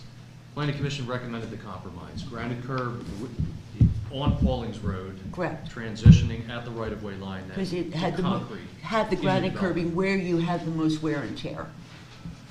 and, On the state roadway. Yes. the planning commission only had 3 days to look at this. Okay.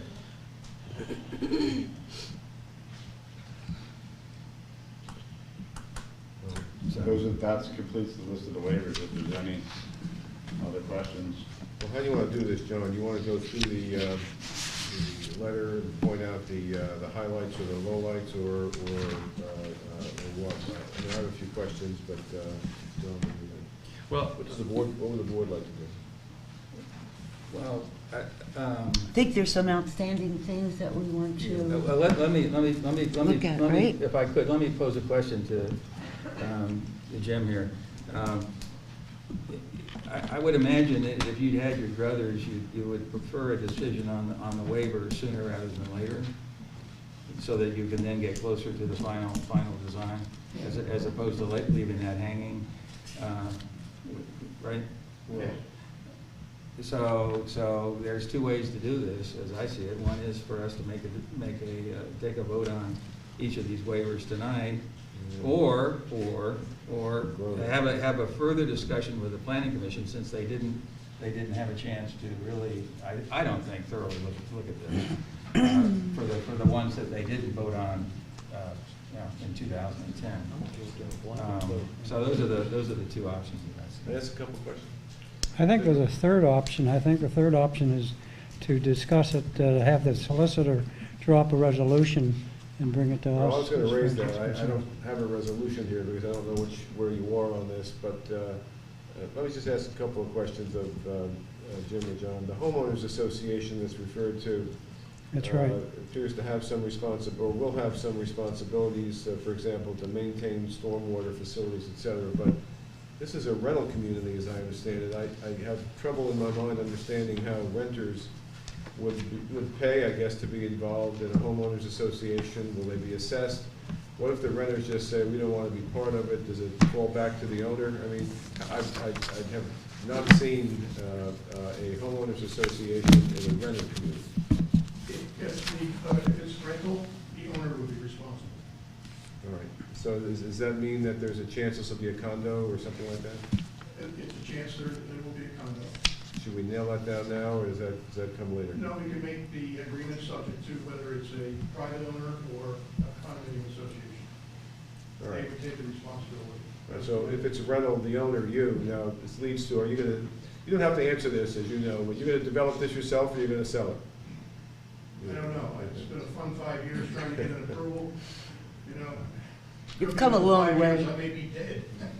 I started this when I was 68. All right. So you'll have a decision as to whether it's going to be condos or apartments for your final Yes, plan? I would think, yes. Okay. Now, if it's gonna be a condo, there's a lot of, recording and paperwork and subdivision and all that nonsense that goes with that, right? Yep. Okay, you've done that before, I presume, all right. Now, here's something I just didn't understand. I started to get to it before. The plan covers the easement area, refers to it as an easement area. And if this plan should be recorded, I guess there's an easement there, but Bob is still here. This process of acquisition is complicated, takes a long time, and these two things may or may not run together. So, what happens if the deal with Thompson took years to get. Yeah, let me, if I can make a comment. That transaction was very complex because it involved 2 townships. It involved 6 different owners. Yeah. Okay. Here, we're dealing with 1 owner, 1 township, and our expectation is that once we start the conservation easement process, and then, go through all the due diligence and write the conservation easement, that could take anywhere, at the earliest, 6 months, and I would guess at the latest, 8 months. All right, but let me ask this of John then. Do you plan to have your final done in 6 to 8 months, or would you predict that it might be sooner? See, we have A lot two. sooner than that. You think? So we're juggling two things here, and I'm not sure you want to record your plan that contains an easement if you haven't been paid yet. Well, it all could be subject to, Well, subject to an agreement, but, you're making an agreement to agree, and that sometimes is I agree with you, Bill. problematic, but, Yeah. well, I need to think about that, only because there are two separate things here in one sense, but but they're, aren't you talking about a final approval? yeah, that's what I was asking John So about. we could be, how long are we to a final approval? 5 years, and I still don't even know the preliminary. Well, yeah, but it sat for 4.5. I mean, it's just kind of become active a few months ago, but so, I don't know whether it's possible to put them together, or whether it's even wise to do that. I haven't thought about it. There is a new issue here about the valuation. The appraisal is 6.5 years old. In the golf course situation, we went ahead with the conservation easement, didn't we, after the preliminary plan had been approved, I thought? That's correct. Yeah. They ran together though, didn't they? No, No. the conservation easement followed on. All right. And frankly, I think this is a much simpler situation because that property had all kinds of different structures on it. It's infinitely simpler. Yeah, and there are no structures in I'm gonna this. write that one down. Bob says it's infinitely simpler. Okay. All right. Do I hear a motion? So we would approve the preliminary plans subject to, Well, it can't be subject to, because then if something goes wrong with, and I don't mean negative, my wife says I'm too negative, I don't mean to be negative, but if something goes wrong in the easement process, what does that do to the approval that's granted for the apartments? I agree. But Bill, aren't we once again talking about a final approval, when that's really important? I mean, a preliminary approval at this point is basically what we're trying to develop. So we all are on the same page on that, the waivers and all the other stuff. I see it a little bit differently. The preliminary is to me the final, but for the cleanups. I mean, I think the preliminary, in my view, is the most important step. The final is just the cleanup. I mean, you do whatever, you update your plans, but the preliminary really sets in stone your right to build it. Once they vote on the preliminary, you can build it. And which is why sometimes when I see these 30-page letters, I would rather have it be a 5-page letter. But, There are a lot of comments in the letter that said the plan has been addressed. I saw that, yeah, a lot of it, but there's still some things that. Well, there's about 25 issues that are relatively significant that have not yet been addressed. But it's common. 8 of which I think are major. It's common to leave some, but what happens is if you leave too many of those, then issues come up about whether there's compliance or not in the final. And it's normally better to reduce the number of uncertain items to as few as possible so that you limit the possibility of disagreements about whether the note has been complied with or not. That's just from experience.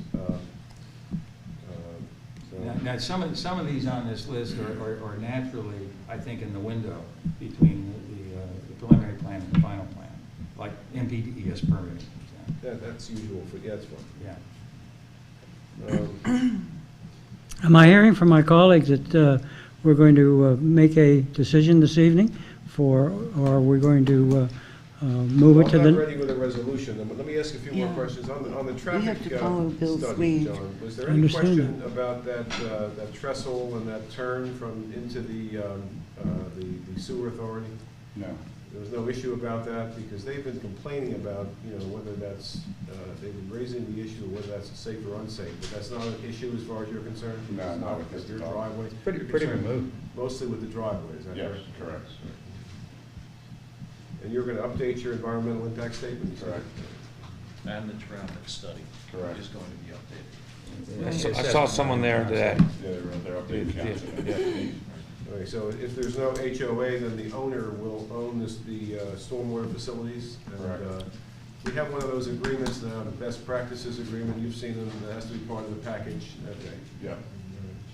And just for the board, that means that if any failure takes place in that stormwater facility, it has to be fixed after all the approvals are granted. I'm ready to make a motion on these waivers. Well, Jim, my suggestion is, respectfully, and I don't vote, but my suggestion would be you authorize me to prepare a final resolution, which would be available for the next meeting, which would contain all of this stuff.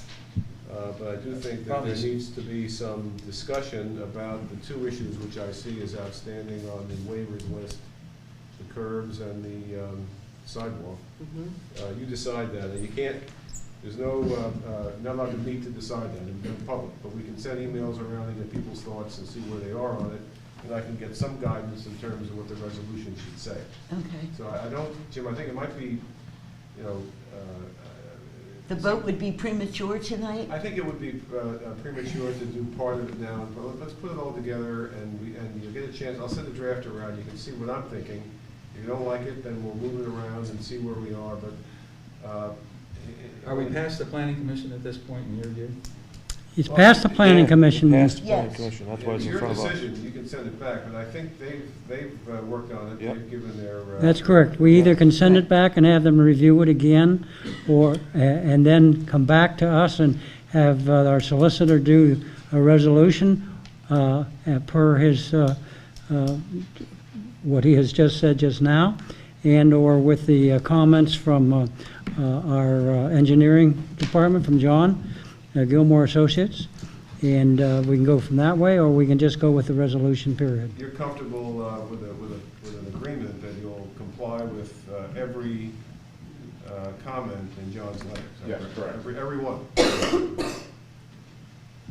Right. We just want to put on. the And I record also that- would want to hear from Except for the waivers. from The you. two Yeah, waivers. except for the waivers, we want to put on the record that we are willing to work with the township. Would like to hear from And the HOA. residents of the Meadows on this trail location, but, you know, we're, obviously it's conceptual, shown by others, so we are definitely amenable to location, access, where. Well, it's where on the going. plan now, so there'd have to be some discussion of what we do with it. So that would be an item that would be in the resolution one way or the other. And I'm getting a sense that either they come out or they don't connect. So I don't know where that ends up, but that's up to you. I don't vote. Right. For me. But we want to drop it to months, not years. It's been 5 years now. We want to, We respect the fact that you're still in the game, and I have to say, for the sake of the audience to know, that Mr. Nolan's son just won an award from the Preservation Coalition of Philadelphia for restoring an historic property there. And I think that should be mentioned in the public purview. But insofar as I'm concerned, I feel comfortable with approving something, but I feel very strongly that for the public right-of-way, there needs to be a sidewalk. The issue that you raised, Bill, is a very cogent one in terms of school buses and that kind of thing. And ultimately, this is not intruding on the privacy of the homeowners here this evening. Yeah, it is. It's a different It's subject. connecting them to our to the We neighborhood. just have to agree to disagree in a respectful way. I'm ready to vote on it given- now, let's vote on it now. If I could speak regarding. hang on. The bus situation. You want to come up to the Oh, podium? absolutely. I am Patty. Have you McCrory. signed in yet? I have not. I will sign in right now. I'm Patty McCrory. I live on Drummers Lane. Every day, I work at Schuylkill School. And on my way to work every day, I go down 23. And across from where Magic Memories is, that neighborhood, those people that live there drive their children. Their bus stop is Route 23. The bus does not go down into there. There is no sidewalk there. That's what Jim just got the grant That's in the for, plan. is to provide Oh, one. they're gonna put them there Well, too? it's also, no, we're not, we haven't made a You're decision gonna on stretch this. All we're doing is a $60,000 cost a long study, way. okay? That's It's in a the feasibility study. feasibility study. But Say how what much I'm money saying It's a wish, a is- hope, and a prayer that's now been funded. Okay, but what I'm hearing, and maybe I'm hearing incorrectly, is that the sole reason now that you want to place that sidewalk on Paulings Road is for children who are getting the school bus. Now, there's also children that get buses along Paulings Road that pick them up right at their driveway. So I'm a little confused here because number one, right now these things are apartments, so they're rental properties. And I'd like to know further if in the school district of Phoenixville, if sidewalks are provided to apartment buildings and that the children come walk to there. Let's put apples to apples here. There's apartments in East Pikeland, I'm sure, there's apartments in the borough. These are gonna be apartments here in Schuylkill Township. Are those other apartment buildings and the borough in East Pikeland providing sidewalks to those apartment complexes so their children can just get the school bus? That's something that you need to consider in your feasibility study. Is not only like what happens in Schuylkill Township.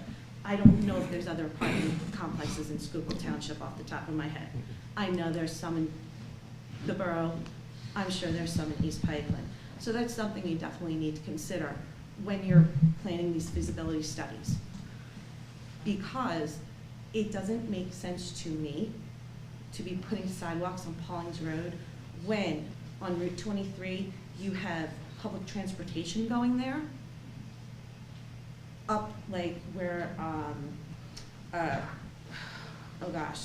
all the businesses are on 23.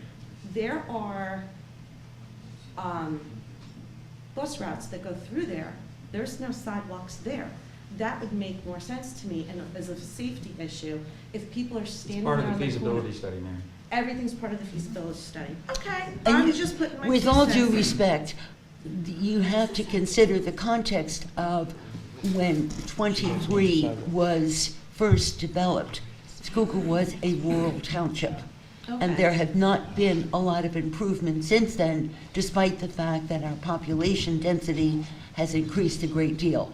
But the point I'm trying to make with you is we're looking at the big picture, not just the plan for today, but down the road. Okay. So let me just finish for a moment. Okay, finish and then I'll add. Aside from the study that will be conducted on 23, there's also, don't fall off your chairs, but as of next March, 23 is going to be closed for a stretch while Aqua repairs the bridge. Yes. Okay?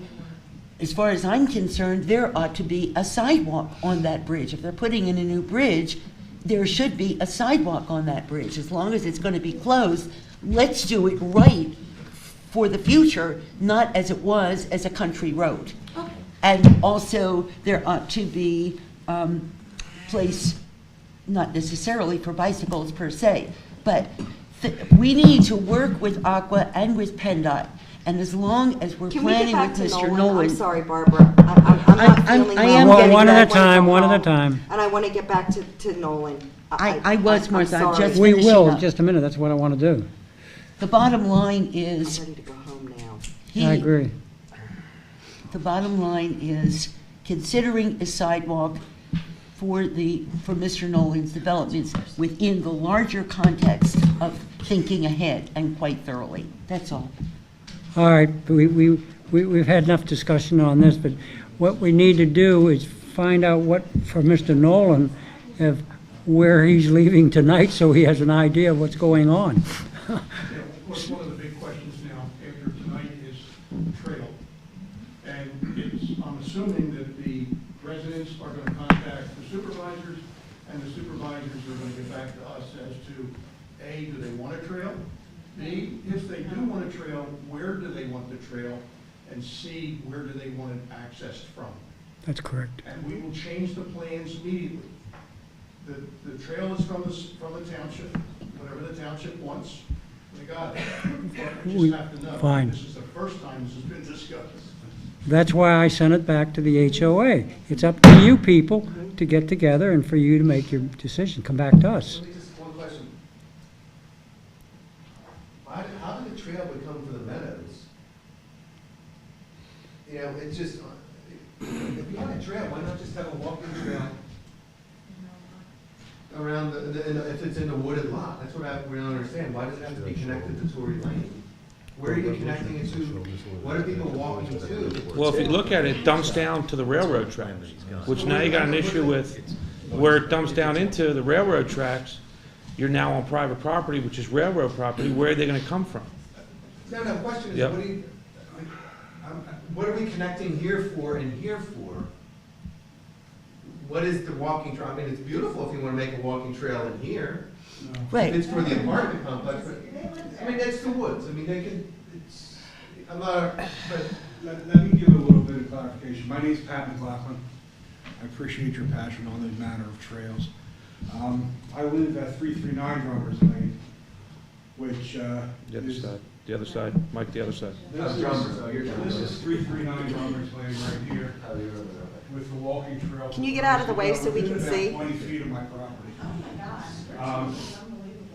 It I'm really sounds- sorry, I'm not feeling well, and I'm really sorry, but I'm... Oh, I am sorry too. Okay? Now, give Come me on, let's 5 go. minutes, please. I know I am giving you Thank you. 5, I wasn't yelling at you, I'm sorry. It sounds, Mr. Nolan, like the township is spending your money to create a trail that our development was never informed about until we saw maps at the meeting on Monday night, and to the horror of a lot of people that live on the circle. If a trail is so necessary for the beautiful green space, we propose that the trail be a separate entity from our development, make a nice tight circle around the apartment buildings, and please leave the buffer of the woods alone. That's the only thing we have between us, the apartments, and the street. Thank you. May I say, I'm comfortable with your approach, sir. Okay, all right. What, did we have any resolution for Mr. Nolan? What do I do? Well, Are you going to write a resolution then? Here's what I'm going to do, if it's, subject to your direction, okay? I think I know generally where we are with this. There are a few options that are uncertain. I would ask you to just pass a motion directing me to provide 2 or 3 options in terms of the resolution. I'll circulate them. You can discuss it between yourselves. 2 of you can talk about it, 3 of you cannot in a joint conversation because of the full disclosure open meeting law. And then when we come to the meeting next week, you'll know what you want, you can vote on it, and then we'll go from there. I'm sorry, next month. All right, it's getting late. All in favor, everybody agreed with that? Yeah. Okay, so moved. Well, we did move on it. Do we need a motion to direct you? Well, We I think have. we did, but just for the record, Madeline, there's a motion to direct me to prepare 3 versions of a resolution containing the issues that we've discussed tonight. I'll circulate them and hope that we come to a consensus by the November meeting. I may be in touch with Mr. Nolan or Mr. Deemer to talk about some of these things, and we'll take it from there. Okay. And as an aside, I just want to So clarify. Fred moved and... Excuse me, Barbara, I was second. making a comment. We are not involving the planning commission at this point. Okay. No. We're not going back to the planning No, commission. we're not. All right, enough discussion. Any more thing on 2-minute reports? Anything on additional business? Yes. Go. Okay, Sandy Momeyer couldn't be here this evening, and she had received permission to go ahead with the plaque at Schuylkill School. And That's beautiful. I've reviewed it, I edited it, so I'd like to ask for a motion to approve it. Dr. Fagley has also approved it. Do I hear a second? I'll second. All in favor? As part of the motion, would you include the cost of it? Okay. Yes, the cost is $1,509.59, and it is a budgeted item. It will be 18 by 24 inches, it will be bronze. The narrative was approved, and as I said, I edited it with Sandy. We've had the motion, we've had a second. Any discussion? All in favor? I, Opposed? So moved. You already spent enough on that Okay. cupola. but it was already a It doesn't budgeted matter. item, The Kevin. only thing was supposed to be done with the plaque, and Okay. not the cupola. All right, is there any public participation on any matter not on the agenda? Love spending other people's money. I'd like to talk to you.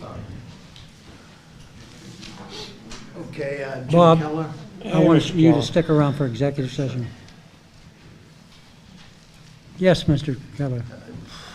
Just a few questions that I'd like cleared up so I can proceed where I'm going to do in the future. First one, well, let me get to the first one. Before that, I didn't realize, even though I was aware of what was happening between the school district and their effort to take over the Meadowbrook Golf Course, which they did, I did not realize until that 19th day, when they took it over, that the township made no effort to stop it. Thank you, John. We can't, Mr. Keller, we can't. The school district is a tax revenue generating part of the business. We have no right to stop the school district if they want to do eminent domain. They do taxes just how we raise taxes. Their taxes are a lot more than ours. So at the end of the day, they can do eminent domain, we cannot. We can, but they have their own world, and we don't get involved in the school district because it's a conglomerate of us, East Pikeland, and Phoenixville Area School District. So it's all combined. So they make the final decision on. You had nothing to say whatsoever about it. You couldn't get That's involved correct. whatsoever. We couldn't get involved. Okay, going back to some questions I have, which I'll do with, I live in a mobile home park, and what I want to know is if the township is going to enforce their ordinance with regard to mobile home park, mobile homes, that the park owners are supposed to construct and maintain a recreation area in the park. All right, Mr. Keller, we discussed that the other day. Remember when the mobile home was there, okay? And I believe that ordinance went in with regards to if you subdivide, if Mr. Pfeiffer decides to subdivide that lot, then he's eligible, he's gonna have to go and coincide with the new ordinance. Because that park was there before the ordinance was passed, I believe in 1992, and it was their park, he doesn't have to put a recreation facility in the park because it's after the fact. Remember the explanation I told you about you can't pass a law and then go back and charge somebody for it? The ordinance is the same thing. Okay? Is that right? Yep. I don't happen to agree with that. But that's what it is. The term on that is existing and non-conforming. Yeah. I mean, there's kids in that park, they have no place to play. They ride their bikes, that's all they can do. Maybe you could petition him There's to. not one thing that they can do in that park, even though they have the area to do it. And that's a discussion you need to have with your landowner. Okay, in 1980, the township won a court case against Jim Overstreet. We went through 34 years later, Yeah. the decisions made by the Judge Lawrence Wood. We went through this. No, it has never been implemented. The township has done nothing to enforce what the judge said. Didn't I sit there and we had you and I sat there for an hour and we talked about, you're talking about sewage lines, water lines. You can't take up, because there's existing houses there still, that they were there prior to 1983, where the court said if they're there prior to 1983, you can't move until they're gone. Until they're gone, they have to be removed. I didn't see there anywhere where it said completely gone. He can't force an owner out that's been there before 1983, and that was what the court says. That I understand. Yeah. He can't So do that. while if they're still living Okay, there, well, let and me you don't go- want them to have let me- sewer or water? Let me go past that. There's an abandoned home in that section, the illegal section. It is not being occupied. The judge says if the home is not occupied, it has to be moved or torn down. The home is, for 2 years, has been filled with trash. And the guy next to him has to put up with this. Again, that's your landowner. I mean, we He got don't. the rule from the judge. He said if it's not occupied, it's got to be moved. Then again, it's not. The township can't go in and remove a house. What the hell can the township do? Tell me. They have all these ordinances, yet they can't enforce any of them. What good are they? I think you know your ordinances are the backbone of your township. Now you say you can't do nothing. He can let this situation exist. Well, I think maybe we just need a comment from our solicitor on this. Let me phrase the question, which is, we have a set of ordinances, okay, which came, for the most part, after this property was developed as a mobile park. Yeah. And then we have a judge ruling, which has a laundry list of things that the property owner's theoretically supposed to take care of. The question then becomes, what's the township's legal power in this matter? Well, the good news for me is I was not involved in any of this. I did notice the file in Mary's office at one point. It's about 3 or 4 boxes in length. And, you know, if the board wants me to dig in and learn the file and figure out what happened and, you know, look into it, I will do that. I can give you an estimate of the cost of doing that. It would be a substantial project. I have not been involved in these matters to date. Generally speaking, you know, if there's a pre-existing situation or condition, the court is not in a position to change that. And you know, I don't know what's happened since '84. This is a very recent problem that Mr. Keller brings up in terms of, you know, my notice of an involvement. So, you know, the answer is I don't know whether there's any rights, whether we can do anything without looking into the file. So, But are we responsible for enforcing a judge's ruling? well, if we win the case, you know, the answer is no. I mean, if I win a case against you for $100,000 and I have a judgment, I don't have to go and collect, you know, money from you. I can leave it alone if I wish, if that's your question. So the township is not legally duty-bound to do anything. Now, you'll get complaints from people like Mr. Keller, I guess, but legally, you don't have to do anything. Okay, let's move on, because you got Please. 5 more minutes, and that's it. No, I got more than 5 minutes. No, you don't. You ain't cutting me off. This is a democracy. I don't I've care just- what the time. I've just cut you off. We had a guy here that You're said, using up that your came here minutes, sir. you spent a half hour at the podium. I just cut you I'm off. just telling you, you ain't cutting me off. Yes, I Get a can. record of that, get that on record, he's cutting me off, because we're gonna do something about this action that you think You're you cut can do. off in 5 Okay, minutes. look, there's abandoned homes at 1423 and 1425 State Road. get the police They've been a health and safety issue for years, they're deteriorating. That caused, they were a breeding ground for the stray cats, which were a 3-year problem in this park. Why haven't these abandoned homes, anything been done? You've got ordinances about abandoned homes. Why is it? Well, in the one case, I think we're talking about the former post office. No, I don't know what, maybe it was. Close to the Okay, intersection. it don't matter, the park owners own the property. They own the property. Why haven't they been made to tear it down? Park. You're talking about the mobile park. The mobile Crossing the home. line. Okay, you have brought these issues to us many times, That's sir. right. I'm still Okay. waiting for you to do Okay, something. and we have addressed those issues. You have ne- Yerkes- you have never addressed any Excuse me, issue. but you're interrupting, that is rude. Is Now, it? may I ask? I'm gonna get a lot more rude. No, you're Oh, yes, going I to am. be escorted out of the room. Will I? I asked you to let me finish a sentence. You have brought these issues to us many times. And you have We done have nothing? tried to be respectful, and we have sent Yerkes to inspect the property and meet with the landowner of the trailer park in which you live. I think you need to understand that you're repeating yourself like this is not conducive to resolution. That's Do you all. have an ordinance about abandoned homes? What should be done? Do you or don't you have an ordinance about abandoned homes? I don't know. I See, nobody knows. Don't you know your own ordinances? What the hell are you doing here? You don't even know your own ordinances. Greg, we've got to come in. Unbelievable. Okay, let's go past that because you're not Cut going to him give me off, any man. answering. We got 2 issues, Okay. 2 major issues. Yeah. And I've brought them up before.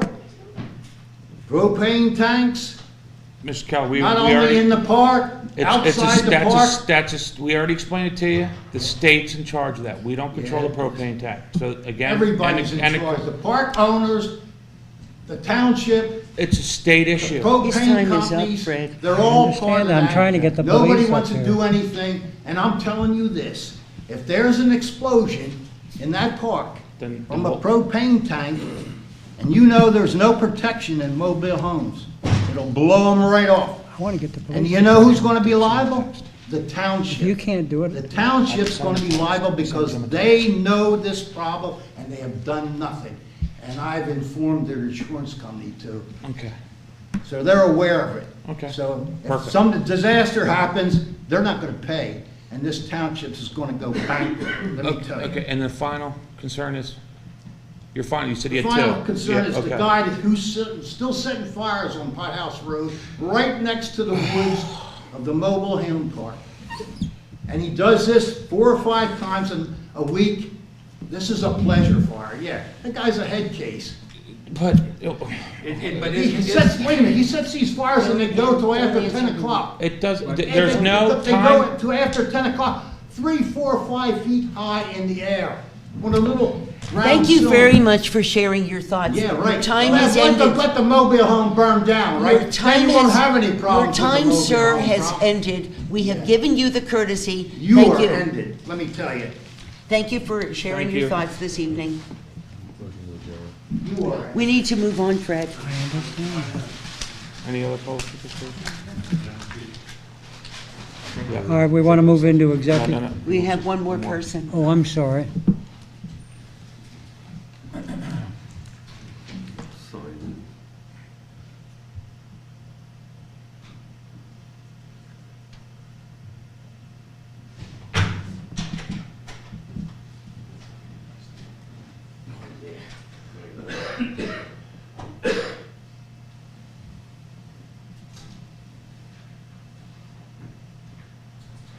Good evening, ladies and gentlemen, supervisors of Schuylkill Township. I'm David Sanick. I'm not a Schuylkill Township resident. I'm a resident of the borough of Phoenixville. I come here tonight to bring something to your attention, and perhaps you are aware of it, maybe you're not. So, this is regarding a highway that was proposed, I think back in the early 70s, by State Senator Stauffer, who grew up in Phoenixville. It's called Stauffer. It was called the Chester-Montgomery County Connector. And it ran essentially from the right-of-way that was acquired, ran from essentially in East Pikeland, where 23 and 724 fork there. East, yeah, that would be eastward towards Phoenixville, behind the Reservoir Park, was to cross over the Schuylkill River and come out in Upper Providence where 422 was being established. Okay. Just a question. So what is- Not crossing French Creek, just staying on the west side of that?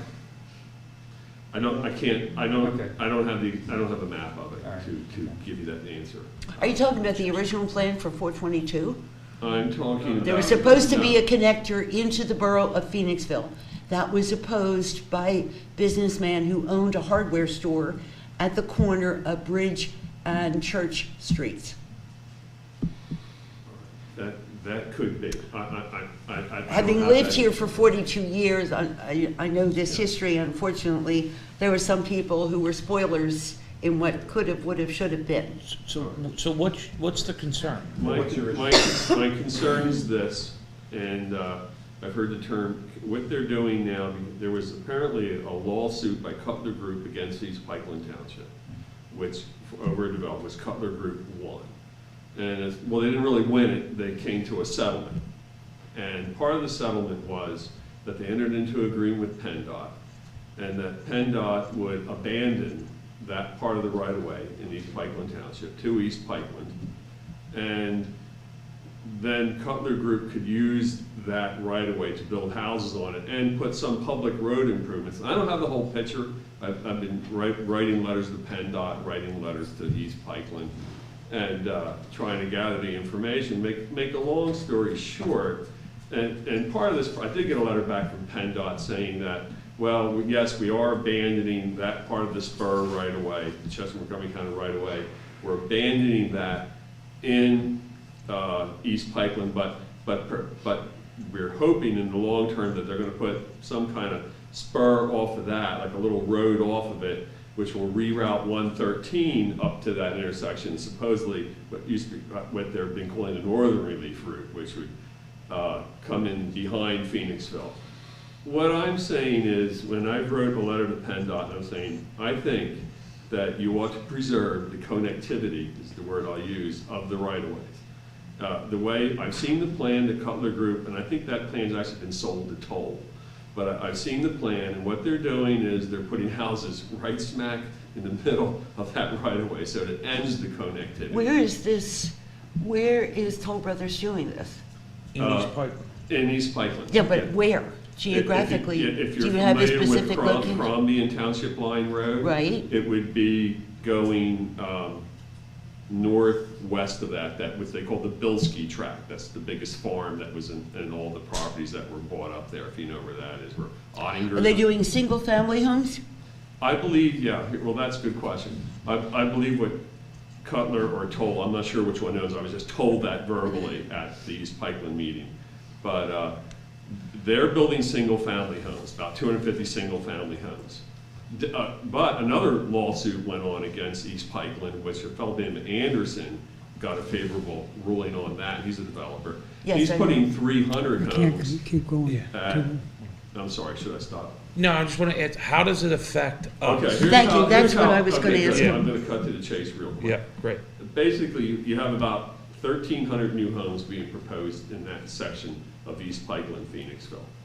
It's a lot of housing coming in there. I happened to be at the Valley Forge Fire Company dinner the other week, and I ran into Norman Butts, who I knew from some meetings here.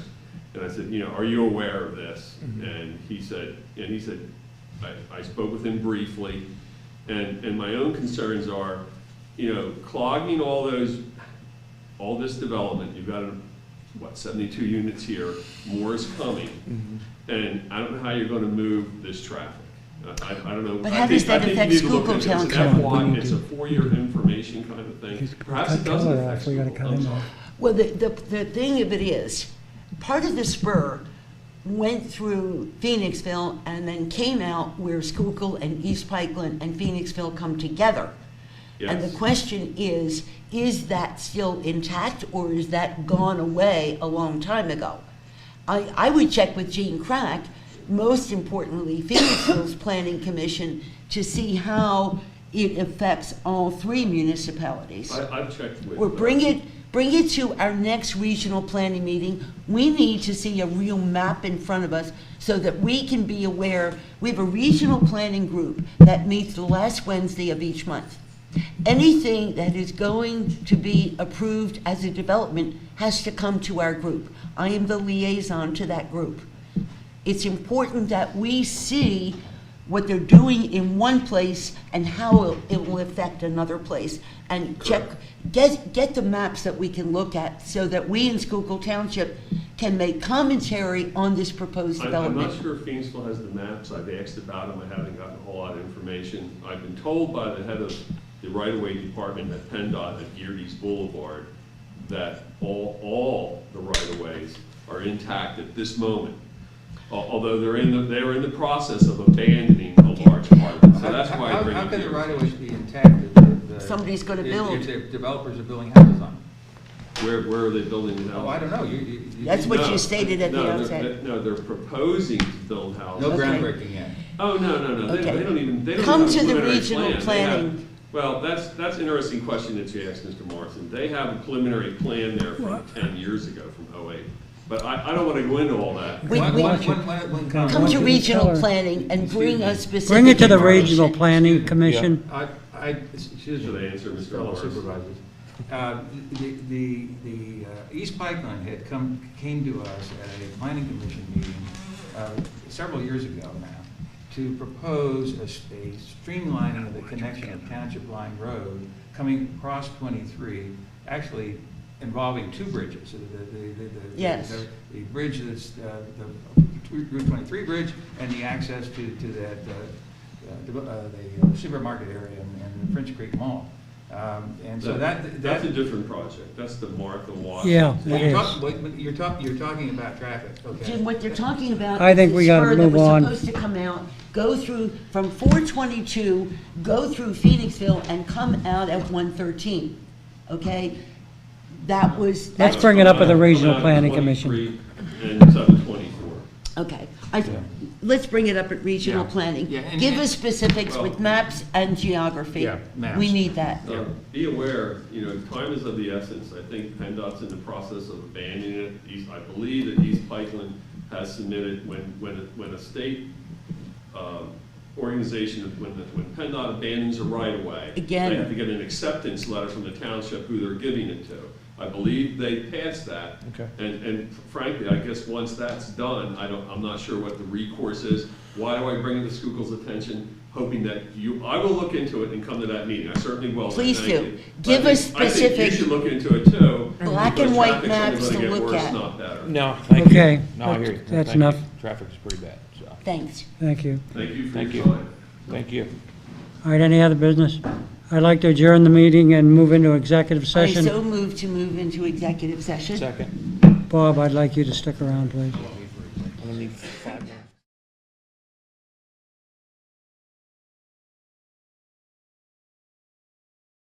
Board of Supervisors meeting from executive session. We went over personal matters and litigation. Do I hear a motion from? Yes, I'd like to make a motion that for parcel G, we have a new appraisal done by a different appraiser for this parcel. Your second? Second it. All in favor? Aye. Aye. Opposed? So moved. I make a motion that we adjourn the meeting. Second. All in favor? Aye. Meeting adjourned.